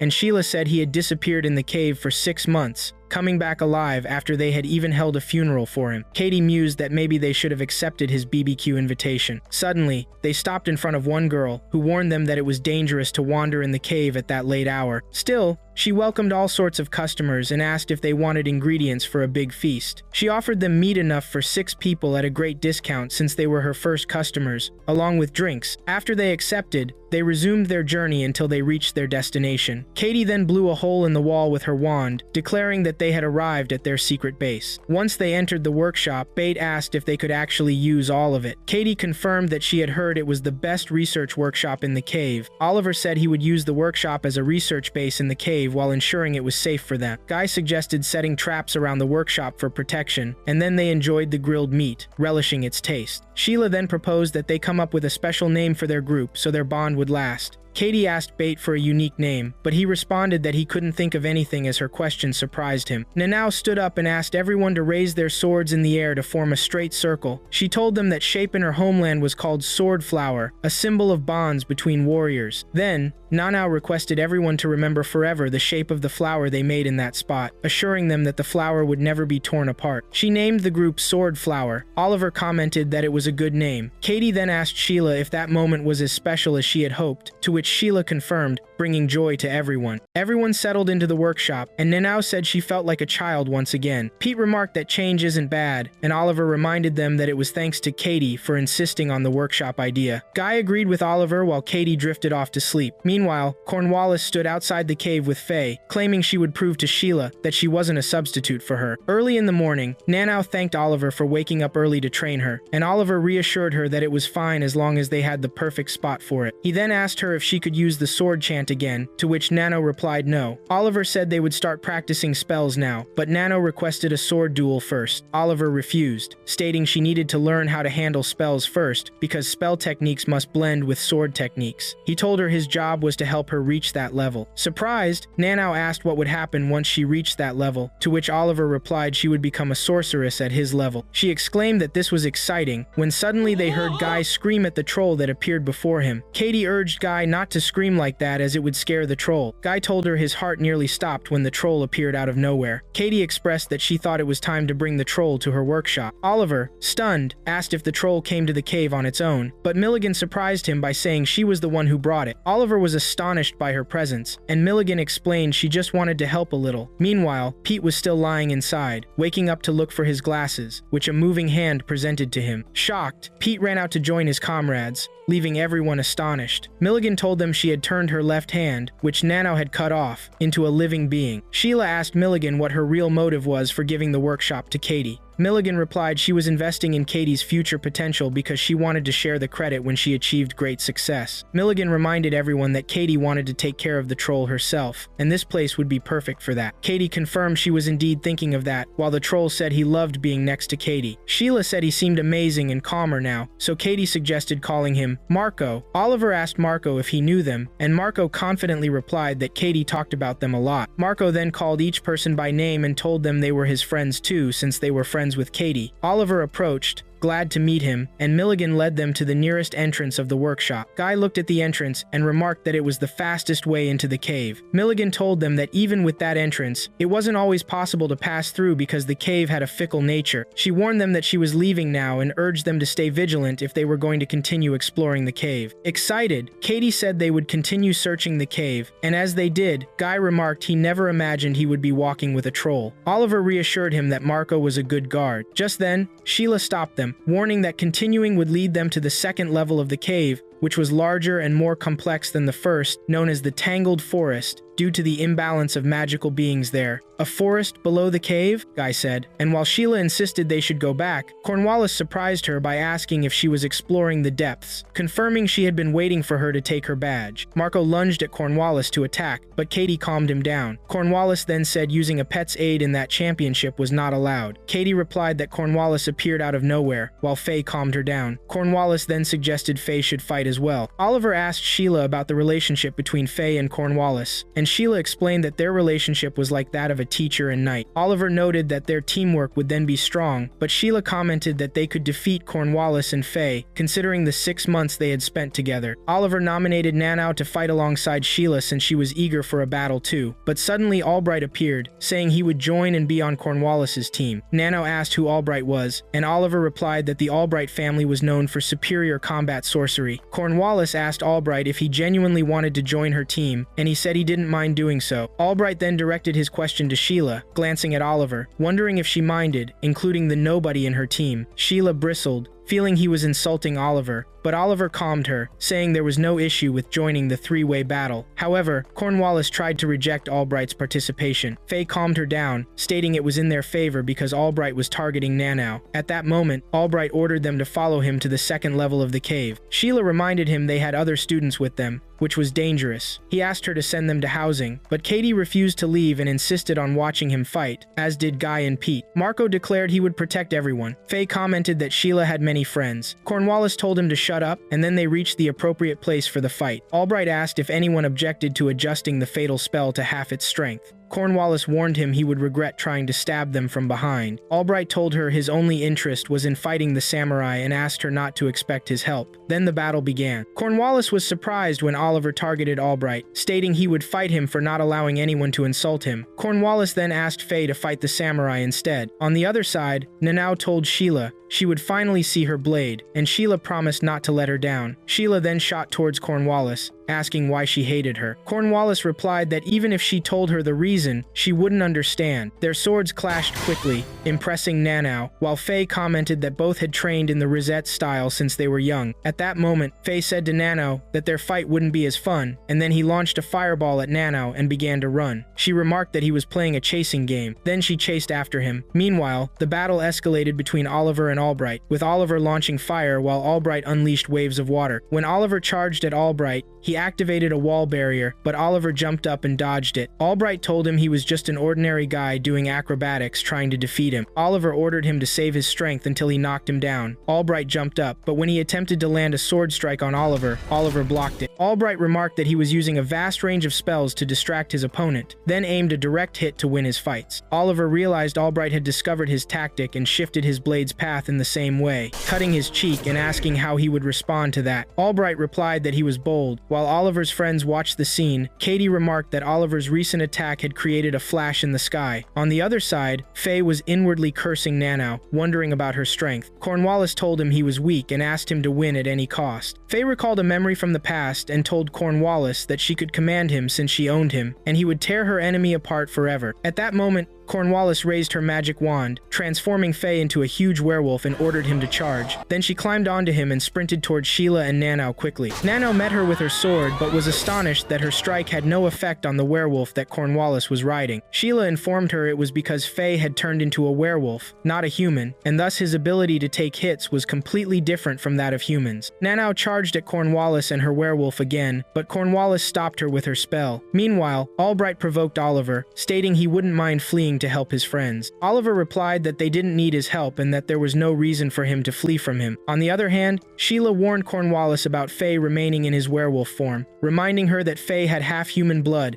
and that half-humans suffered pain when transforming. Then Sheila asked Cornwallis why she was making her partner suffer this way for a competition between first-year students. Cornwallis recalled when she had asked Faye in the past why her father never praised her. At that moment, Cornwallis completely lost it, questioning what Sheila knew about her and Faye to advise her. The werewolf then attempted to attack Sheila, but Nanao sensed this and stopped him, telling Sheila they now had to face each other with equal strength. Sheila responded that she would help Cornwallis then to end Faye's suffering as quickly as possible. On the other side, Albright mocked Oliver, questioning whether his tricks had run out. Oliver retorted that Albright's words didn't affect him. In his mind, Oliver thought that Albright didn't trust himself as much as he pretended. As Albright lunged toward him quickly, Oliver deflected his sword, and their swords clashed together. Albright cast a spell on his sword from a close range, and Oliver scoffed, wondering if this was his way of winning battles. When Albright realized that Oliver had lured him into casting that spell, he called him a scum, to which Oliver replied that they were now at the distance that sorcerers dread. He challenged Albright to show him his fighting skills. Albright asked if he thought that was enough to defeat him. Meanwhile, Cornwallis ordered her werewolf to finish things, stating that the samurai posed no threat beyond her sword, and instructed him to focus solely on Sheila. Cornwallis charged at Sheila, declaring it was the end. Sheila cast a thunder spell, and although Cornwallis thought Faye's body was strong enough to withstand it, the moment she and her werewolf entered the spell's range, she fell off. When the werewolf tried to rise, Nanao prevented him with her sword. Sheila announced that she had altered the spell, centering it on teleportation, and then sought to deliver a surface electricity shock to Cornwallis. Cornwallis got back up and asked Sheila to face her with her sword. Meanwhile, Oliver and Albright continued their duel, each trying to disrupt the other's balance until they both tumbled into the water. Albright exclaimed that this wasn't a fair fight, but Oliver reminded him that while he may lack Albright's combat skills, he had great endurance. He vowed to make Albright hang in that place with him. As Sheila fought Cornwallis, she mockingly said her blade had had lost its sharpness since she was alone. Cornwallis retorted that she still lacked mental training. Meanwhile, Albright tried to ambush Oliver, trying to push him away, but Oliver surprised him with a swift kick and cast his spell, knocking Albright to the ground. Oliver pointed his sword at Albright, declaring victory since he had brought him down first. At the same time, the competition between Sheila and Cornwallis was intense. Suddenly, Sheila knocked Cornwallis's sword away, causing Cornwallis to stagger back, wincing in pain. She questioned tearfully why she couldn't win. Faye returned to her human form and told her it was because they had been the weaker side. Sheila then asked if they always hated her. Faye revealed that Sheila had always been too perfect, and if she were to die, Cornwallis would take her place since she also bore McFarlane blood. Nanao gasped, questioning if that meant Cornwallis was Sheila's sister. Sheila explained that they were half-sisters by blood, yet their father couldn't accept Cornwallis because of an old family tradition that required the main family witches to share their blood with the branch families. Her father upheld that tradition. Faye looked at Cornwallis with pity, stating that the harder she tried between her siblings, the more her father distanced himself from her, realizing that her blood was less significant than that of the main McFarlane line. Faye mentioned that Cornwallis had known why her father kept away from her since she was 10. Thus, she resolved to prove she was more talented than Sheila and make McFarlane accept her as his daughter. Faye concluded that this was an impossible dream, yet Cornwallis continued to live solely on the hope of realizing it. Then, Nanao approached Cornwallis, telling her that she saw no resemblance between her and Sheila. She asked if, should Sheila lose her life tomorrow, she expected to be treated as her replacement. Cornwallis replied that was impossible, that they were merely tools in life, born as they were and not as others. Nanao took Cornwallis's hand, expressing her desire to know her as Cornwallis, not as someone else. She continued, wanting to recognize the person who had fought Sheila face to face with pride. Finally, Cornwallis smiled, while Oliver remarked from afar that this always happened whenever Nanao started to speak. He advised Albright to duel Nanao one day. Afterward, Albright gathered everyone and recounted how one of their servants had a girl named Emma who was his age. One day, he played chess with her. Even though she was weak and he always defeated her, she kept challenging him. Emma read a lot of books until the day she finally beat him. She felt excitement and joy. Though Albright lost to Emma, he was happy because he saw someone's efforts yielding results for the first time. He later told his father that Emma had beaten him and that her challenge was the most fun thing for him. Then his father stood up and shocked him, continuing to hit him for half a day. At that moment, Albright was forced to understand what it meant to belong to the Albright family. He turned to Oliver, stating that he would always despise others throughout his life. He then raised his magical staff high, unleashing an immense energy wave that summoned a massive swarm of stinger bees. Oliver gasped, asking what Albright was trying to do. Albright replied that he had previously told him he was from the Albright family, so defeat was not an option for him. He then told the whole group to surrender, warning them that he would erase their memories of this battle and allow them to leave, specifying that any resistance would lead to a different outcome. Cornwallis aimed her wand at the bees and took one down, which enraged the rest of the swarm. At that moment, Faye threw himself onto Cornwallis to protect her, while Oliver and Sheila tried to fend off the bees. Guy grew some plants to create a protective barrier, and Kati signaled for her companions to follow her. They immediately complied, while Faye remained among the bees to protect Cornwallis. He urged them to follow. They did, and as the bees surrounded the barrier Guy made, Kati ignited some insect-repelling incense,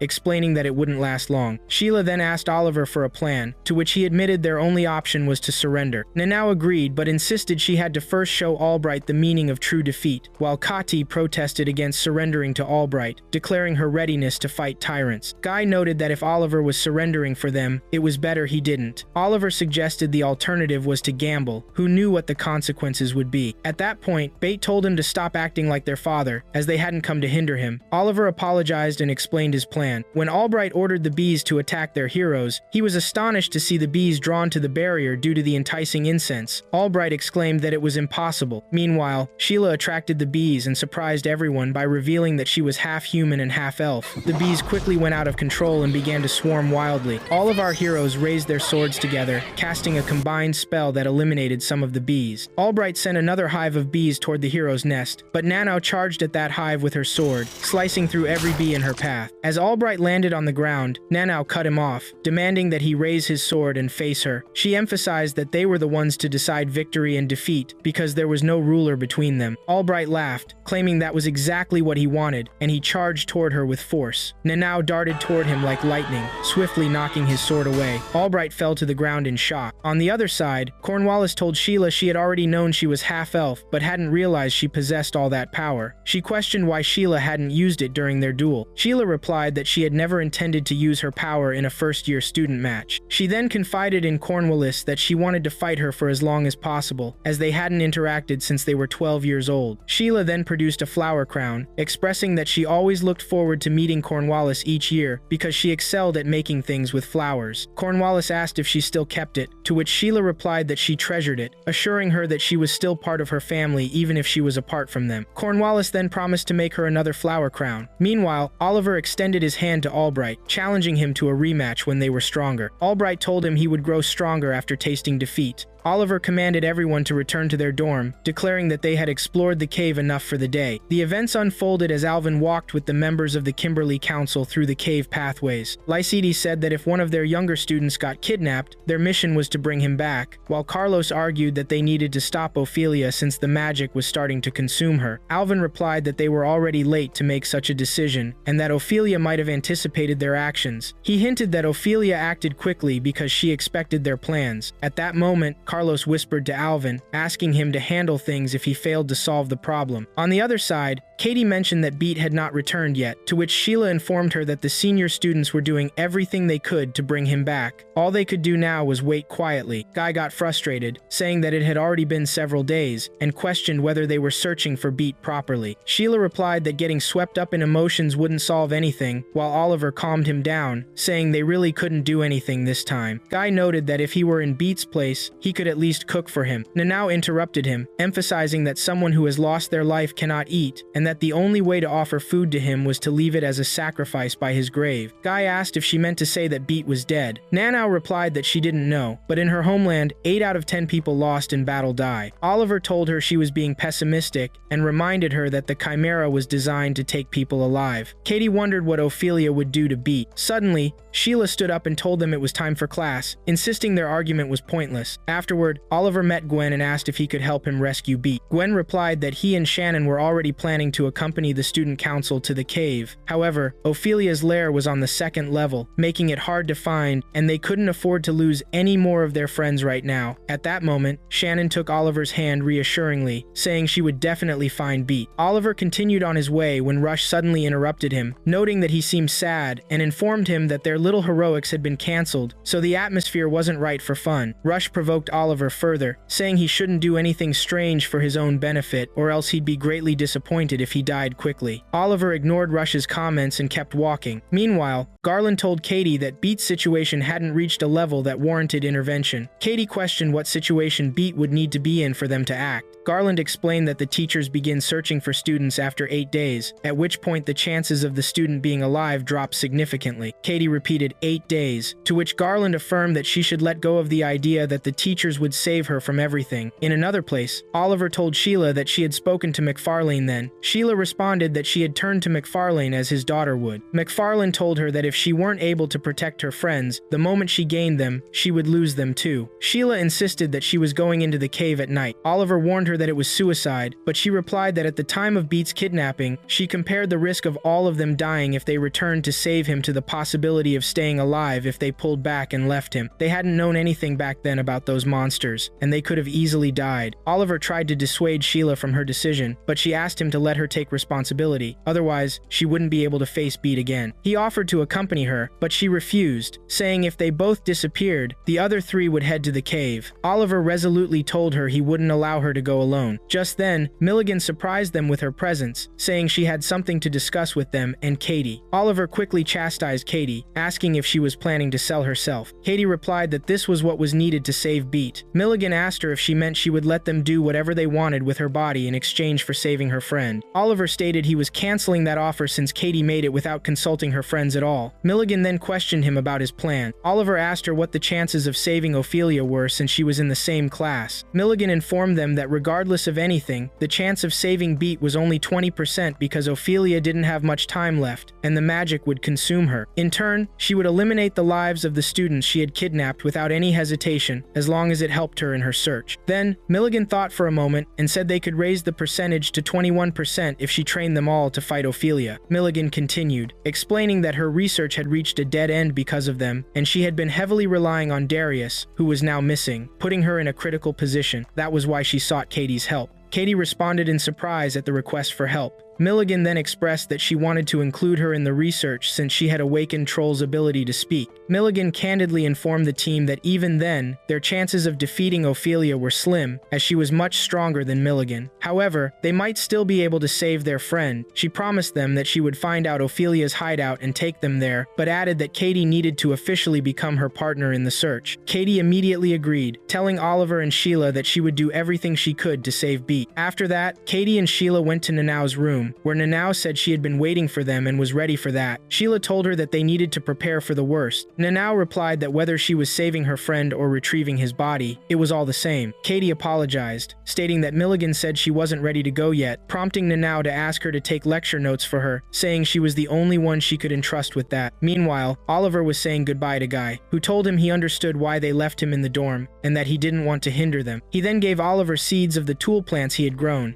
using them to make barriers. Oliver assured him that he would use them if he needed them, while Guy offered him some cake, asking him to save some for Beat and not to be reckless out there. After that, Milligan took them to the place they would enter to the depths of the cave and threw her hand at Katie, saying she would leave her in her care. If she didn't return alive, her hand would be the key to accessing her research notes. She asked Katie to take care of it. Guy then urged his friends to return safely. Meanwhile, Beat awoke in a strange place, wondering where he was. Oilia approached him, asking him and his classmates to be good boys and go to sleep. On the other hand, Milligan informed the team that Oilia's clan inherited the blood of succubus demons, mixing the natures of different creature types within the womb to produce children. They sought to create an ideal form of life, but ultimately failed, and their race became practically extinct. However, Oilia's family found another way to utilize their wombs, transforming them into tanks that could create artificial monsters to perform a variety of tasks. Milligan then asked the heroes if they had seen the chimera Oilia had created. She continued by explaining that Oilia needed a significant amount of magical energy to create such a chimera, which is why she had kidnapped those students. Oliver guessed that Oilia was trying to create a second chimera. Milligan replied that it could be even more terrifying. Sheila asked if draining energy from the sorcerer was painful. Milligan speculated that Oilia had put the students to sleep, but they would still weaken over time, as she was siphoning their vitality. Sheila wondered what vitality meant, and Milligan clarified she meant life energy. Nanao confessed to Milligan that Beat was a reverse gender. Milligan expressed concern for Beat, saying he might be a hindrance to Oilia producing more chimera. When our heroes arrived at Milligan's workshop, they found Marco there, who asked about Katie. Oliver reassured him that she was safe. When Milligan learned that the chimera hadn't attacked Marco, she said that Oilia hadn't completely lost her sanity yet. Milligan then provided our heroes with magic potions to protect them from Oilia's scent. Meanwhile, Alvin and Marcus had split from Lycede and Tim to search for Oilia's lair. Suddenly, Alvin and Carlos encountered Kevin, who informed them that he expected they would take this path. He then handed Alvin a map of the second level of the cave. Alvin curiously asked him if he had been on the second level when all this happened. Kevin apologized but said that he still hadn't been able to find Oilia's workshop. At that moment, Carlos hugged Kevin in gratitude before leaving. On the other side, one of the monsters appeared before our heroes, and Milligan informed them that retreating was the best solution since they shouldn't face this monster until at least the third year. Then Milligan asked them to watch what she would do and learn from her. She leaped in front of the monster, explaining that they needed to understand its traits first. For example, she declared that this creature was blind. Milligan taught them that when fighting a giant magical beast, they must keep moving without stopping for even a second. She charged at the monster with her sword, advising them not to rush the fight or drag it out,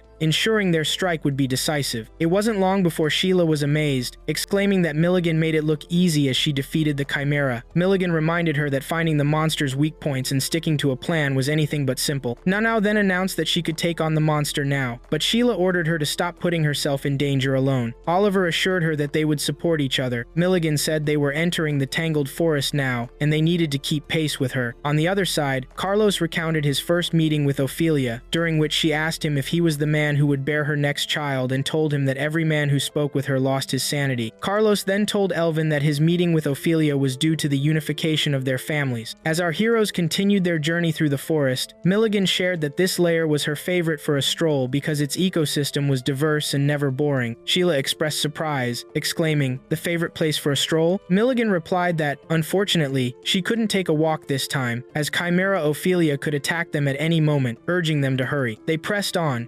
navigating the area using the plants given to them by Guy, and stopped to rest after walking for 5 hours. Sheila offered Milligan some cake, which Milligan thoroughly enjoyed, exclaiming it was unfair they got to taste it without informing her first that it was delicious. Sheila mentioned that the tool plants were also a gift from Guy, to which Milligan responded that their rapid growth and sturdiness were impressive. Oliver suggested they could use them to distract magical monsters during combat, and Milligan said she wouldn't mind supporting his creativity. After thanking her, Oliver went to fetch water from the lake, where he encountered Kirsty and asked her about Gwen and Shannon. Kirsty informed him that they were making their way through the second layer and would reach the third layer soon. Oliver asked what they had instructed her to do, to which Kirsty replied that they commanded her to bring him back to the academy immediately if she met him in the cavern, clarifying that it had nothing to do with his enrollment at the academy. Oliver questioned why she was disobeying orders, but Kirsty explained that he had officially become her master since he had already been crowned, indicating that his commands took precedence over Shannon and Gwen's. She told him that his next target after Darius was very close, so he could use her to resolve matters quickly. At least she could serve him by scouting. Oliver assured her he would rely on her to inform him of any danger lurking on their path, and Kirsty reassured him she'd take care of it, but Oliver reminded her not to act recklessly. Kirsty promised she would do her best to serve him, after which Oliver returned to his companions. Milligan informed them that the biggest obstacle in the second layer of the cavern was the massive tree Ermensel. Nanao remarked that the path was very steep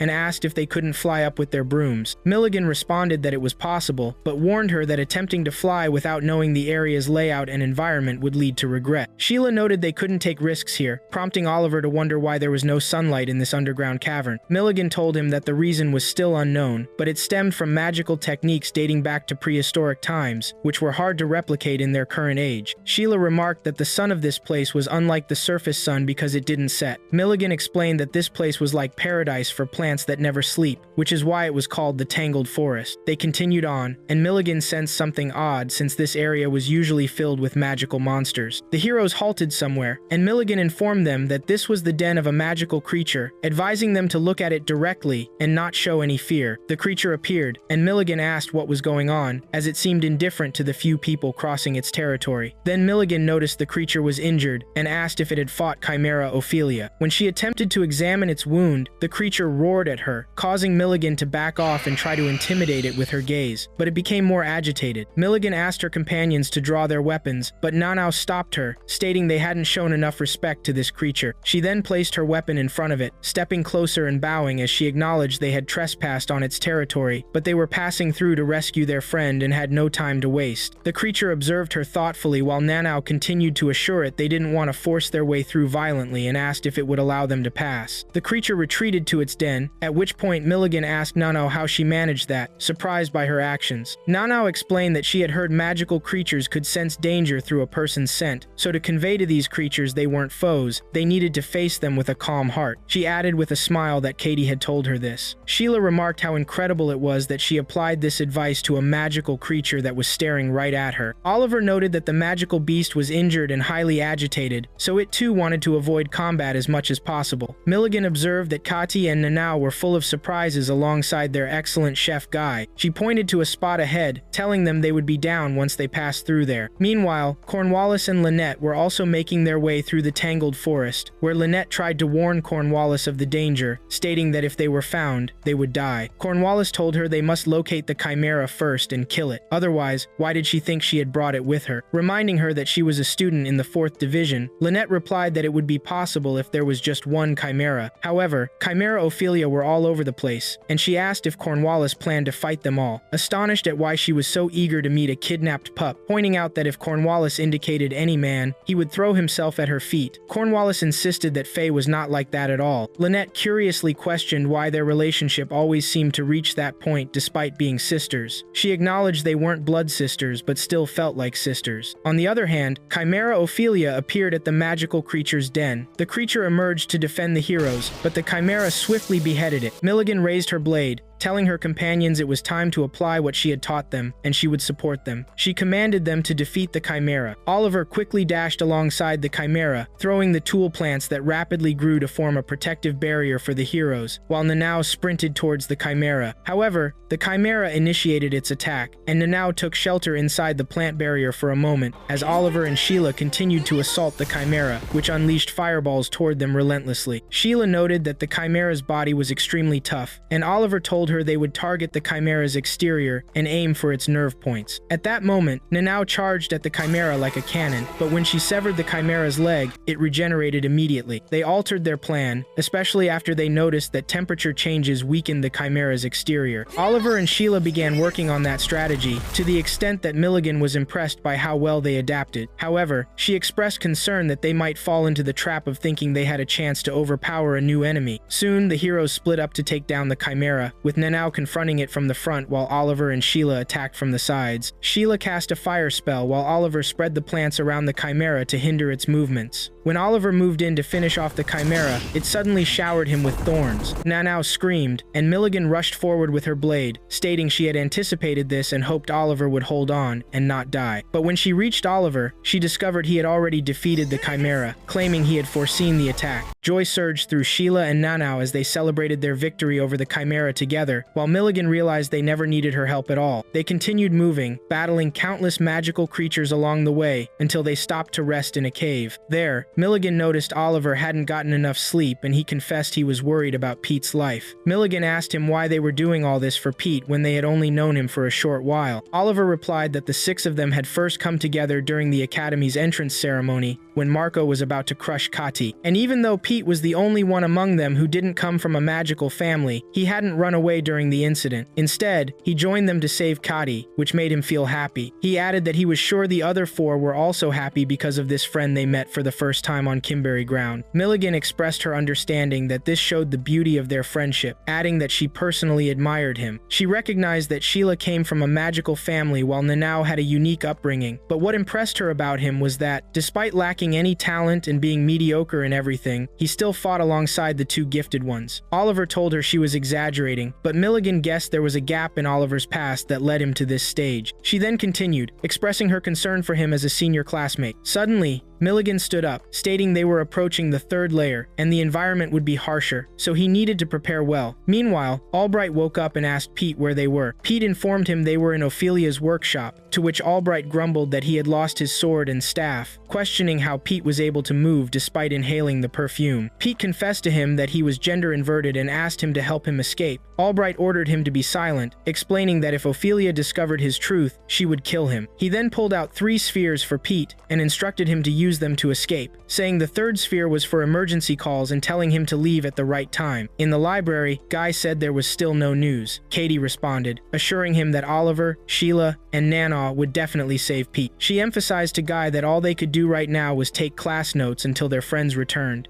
Guy reminded her that 3 days had already passed, so he hoped Oliver was okay. Katie told him not to be so pessimistic, insisting that no one could defeat Oliver. Guy informed her that they were going to face Ophelia, and that Oliver was the only boy there. He reminded her that Ophelia's perfume had a strong effect on the boys, which made Katie blush and impulsively declare that nothing would ever happen to Oliver. Meanwhile, Nanao walked with Oliver, praising their teamwork. Oliver asked her to stop sticking to him. Nanao teased that Oliver must hate her now, but Sheila, understanding the situation, said that Ophelia's perfume had been bothering Oliver since they entered the 3rd class. Oliver admitted, shyly, that he felt embarrassed to say so, but she was right. He lowered his head, stating that he wouldn't lose control of himself, he just didn't want to lose his focus. Nanao cut in, asking him how the perfume affected him. Milligan chimed in, mentioning it made him sexually aroused, explaining that such was the effect on men inhaling Ophelia's scent. Nanao innocently asked what that meant, and Oliver shyly told her she didn't need to know, confirming that her closeness always annoyed him. Milligan remarked that the innocence of Oliver and Nanao was so bright it was hard for her to look at them. Sheila advised Milligan not to think about interfering. Milligan responded it was impossible, then paused abruptly before addressing Oliver, stating she knew how much he could handle, but he needed to take his magical doses now. Oliver agreed, and they stopped in front of a large water swamp where they set up a big boat using Guy's plant tools. Oliver made a risky comment about how difficult it would be for her to go with them by boat, asking her to return to the surface so he could continue alone. But before everyone boarded the boat, Milligan told them there was was an important lesson to learn. They needed to learn to walk on the lake in a Lanov style. She stood on the water, stating that walking on water required mastery of all elements of spatial magic. Milligan confirmed that she knew Sheila and Oliver were aware of this. Oliver replied he knew, but wasn't sure he could apply it, since he had heard that first-year students were too early for this. Milligan just asked them to try it out. Nanao quickly dashed into the water, sank, then resurfaced, saying she didn't understand the trick at all. Oliver stepped forward, telling himself he would cover the water's surface with his magic energy, as he did when using the grave step, and distribute his weight on his legs. When Oliver succeeded, Milligan praised him, saying she was sure he would make it. He remembered how his mother used to do that and told him he would do it one day because he was her son. Then, Oliver made his way across the water, leaving Nanao amazed. Milligan revealed that this technique was key to unlocking greater power. Oliver reached out to Nanao, pulling her along with him. She placed her feet on the water, succeeding in walking along with Oliver's help. Milligan then asked Sheila if she was going to stay on land, but Sheila joined them, saying she also succeeded in walking on the water. Milligan said she was sure they would return safely. On the other side, Lynette lit some incense and told Cornwallis that they could now fly over the swamp without worrying about skyfish. Cornwallis asked if the incense would last until they crossed to the other side. Lynette shook her head, saying they would stop at a small island to light more incense. Lynette confirmed that it was risky, but she did this only for Cornwallis. However, they might not be able to land because of magical beasts, so she said she would then have to walk on the lake and assured Cornwallis that she would carry her like a princess. Both hopped on their broom, and Lynette requested Cornwallis not to fly higher than her. Meanwhile, our heroes continued crossing the swamp in their boat. Oliver noticed that Milligan was using a spell to keep the winds gathered around the sail. Then, she warned him that there were few magical beasts, which seemed strange. Suddenly, the beasts started attacking, and Milligan swiftly drew her blade. At that moment, Cyrus appeared, and Milligan told him that his welcome was thrilling. He inquired about what she was doing there and reprimanded her for bringing 3 students to a deadly place. Milligan replied that Oilia had kidnapped their friend and they came to rescue him. Cyrus asked if she planned to fight Oilia, assuring her they would perish anyway, and if that was the case, they might as well perish in his spot and benefit him. Sheila stood up, asking if there was any way they could collaborate with him, to which Cyrus retorted that there was no way to cooperate. Sheila suggested they can provide him with some information about Ophelia's research, in return for his help in rescuing their friend. Cyrus said he wasn't interested in Ophelia's research. Milligan then asked him why he was there at all. Cyrus revealed he had a little duty to attend to, which was to be present at Ophelia's funeral. Suddenly, the water trembled, and the Chimera emerged. Milligan remarked that she expected Oilia wouldn't leave this place unguarded, emphasizing that the Chimera would first attack anyone with high magical energy. Then, Milligan crossed over in her boat, entrusting that task to Cyrus and asking him to deal with the Chimera. Cyrus called her a smart girl. Moments later, Milligan said they would have perished if Sheila hadn't intervened. Here, Nanao asked Oliver what Cyrus meant about Ophelia's funeral. Oliver explained that when magic consumes its spellcaster, a visitor arrives to witness their final moments. This visitor is known as the last visitor. On the other hand, Carlos asked Alvin if he thought Oilia remembered their first meeting when they came to Kimberly. Alvin agreed that she must remember. He certainly wouldn't forget, as the students spoke about Oilia, claiming she was descended from succubus demons and that her scent was irresistible. Then they began gossiping about her, stating she could bear a child for anyone and could also create magical beasts. After that, Oilia sat with Carlos, who was surprised she had not made any friends yet. She told him she could call any man she wanted, but she didn't need friends. At that moment, Alvin entered, and Carlos asked him to introduce himself to Oilia. While Alvin conversed with Oilia, he felt her scent affecting him. He managed to control himself with a spell, stating her fragrance was stronger than he expected. Alvin struggled for 2 months, every time he encountered Oilia, relying on spells to keep himself in check, because whenever he inhaled her scent, he was affected. Once, he blocked Ophelia's way, telling her he finally managed to overcome her scent. Then he reached out his hand to her, asking her to always be by his side. Subsequently, Alvin introduced her to his other companions, Lasidi and Tim, explaining they maintained the Academy's order and helped those in trouble. Oilia found it strange there were only 4 of them, and Carlos explained they were trying to recruit new people, but they left quickly. Tim mentioned that 60% of the reasons were related to Lasidi. Then Carlos asked Oilia if she could assist them, to which she replied that she could brew simple potions and use basic healing magic. Alvin asked if she could heal burns. The scene shifted, and Alvin cast a fire spell. Oilia worriedly asked if he was okay. He replied that he was told he couldn't properly use the amount of magical energy he was born with. Oilia reassured him that no matter how many times he burned, she would always be there to heal him. Alvin thanked her, and then Oilia joined the team, starting to lend her support. Back to the present, Alvin stated that he was always hasty in the past. Carlos assured him that even so, their team had grown thanks to him. Alvin said he failed to protect Oilia. Carlos insisted that what happened to Oilia was not his fault. Alvin told him he should have taken care of her as her older colleague. Then he recalled when many students came to join his team and asked Oilia for help in choosing the new members. After that, the students cornered Oilia and accused her of using her perfume to control Alvin. She tried to explain, but they labeled her a tease who only arouses the boys. Oilia asked if they would respect her once she grew strong. They assured her they would. At that moment, Oilia drew her sword, releasing an immense energy that left them all stunned in front of her. After that, she sat calmly, only for Licity to ask how many members she had seduced by spreading her scent this way. She questioned if he couldn't resist her either. Returning to reality in Ophelia's workshop, Pete seized the opportunity and escaped from the workshop using Albright balls. After completely leaving the workshop, Pete threw the distress ball, hoping someone would see it and come to his aid. In that moment, Alvin's companions noticed Pete's signal. Meanwhile, Carlos and Alvin hurried on the other side to reach Ophelia's workshop, and Gwen and Shannon were running on their path, hoping time wouldn't run out. At the same time, Pete was about to lose consciousness, starting to see shadows of his friends while feeling like he was falling into some kind of realm. But he soon woke up, surprised to find himself with his friends. Oliver threw himself at him, embracing him and praising him for his great work. As Pete processed what was happening, just when he returned Oliver's hug, Oilia suddenly appeared, stating that everyone seemed to be gathered there. She then asked if what they were seeing was a dream or reality and confronted Pete, revealing that she discovered he was gender-flipped. She told him she had apparently found someone with a rare gift. Oilia then asked Milligan what she planned to do with those students. Milligan responded that her kind little classmates wanted to help her rescue their friend, and as their older classmate, she couldn't refuse their request. Oilia informed her that she had always hated this different side of her, even though she wasn't that different. Milligan raised her index finger, telling her they were indeed similar and would like to ask her if Favorto let them go in exchange for not interfering with what she was doing. Milligan tried to convince Oilia by saying that releasing just one person like Pete wouldn't hurt her. Ophelia's eyes lit up as she asked Milligan if she thought she was still speaking to a human like herself. At that moment, everyone was stunned. Oilia told them she had reached the peak of her magic, but was only looking for the right place to start. She then placed the blade on her hand and began reciting some spells. Milligan quickly drew her blade and ordered our heroes to counter Ophelia's spell swiftly. But Ophelia's spell had already begun to take effect. She surrounded herself with a large aura of magical energy that Gwen and Shannon could see from a distance.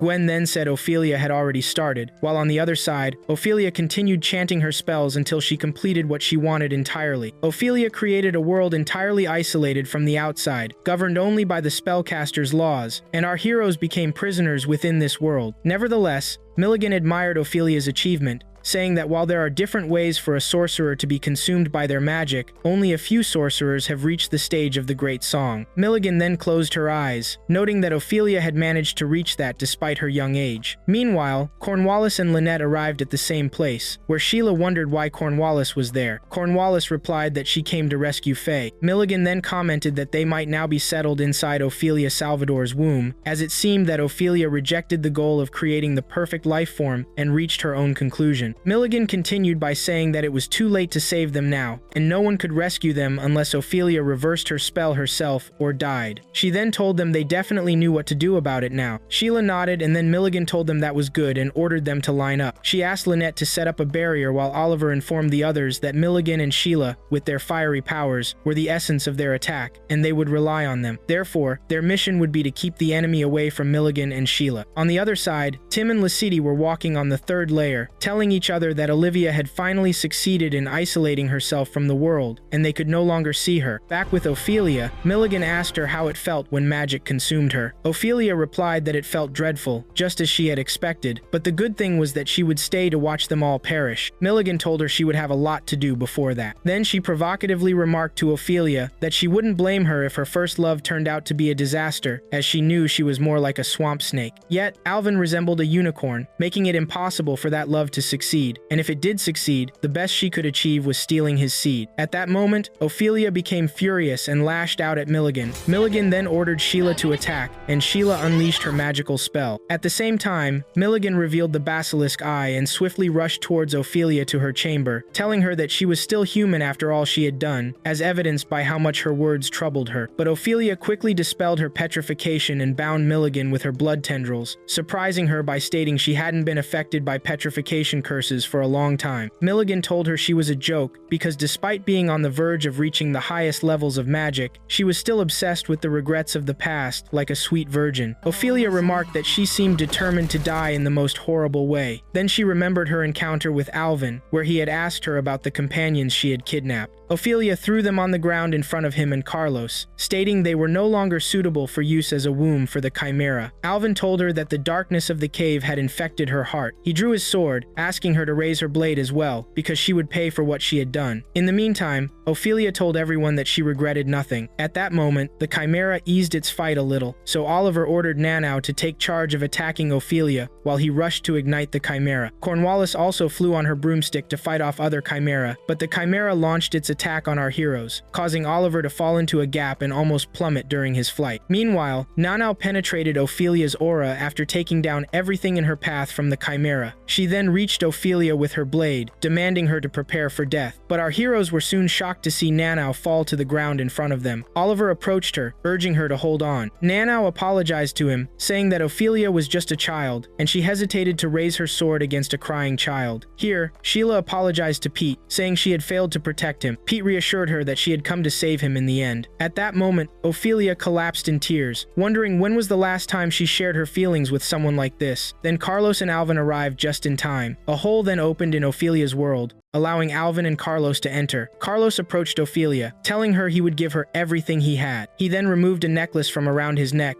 and threw it towards Oilia. Oliver wondered what was happening, and Alvin explained that Carlos's family and Oilia had a pact, meaning Carlos would accompany Oilia if magic consumed her. Alvin continued to say that Carlos had resistance against all types of sexual magic. Meanwhile, Carlos remembered when he promised Oilia before that he would always make her smile. In the present moment, Carlos approached Oilia and hugged her, apologizing for not being able to keep that promise. He confessed to her that he had always loved her. At that point, Alvin bid farewell to Carlos, and Carlos did the same. Then Carlos clasped his hand in Ophelia's, who asked him not to ever leave her. Ophelia's world crumbled, and the atmosphere returned to normal. Oliver met Gwen and Shannon, where Shannon came up to him, asking him to return to the surface, while Gwen told him they came for him. After they returned to the surface, Katie ran to hug Pete. Our heroes then raised their swords high again, forming a sword flower, and life returned to normal in Kimberly. Katie continued to teach Marco, while Guy kept cooking, and Nanao always chased Oliver to learn spells.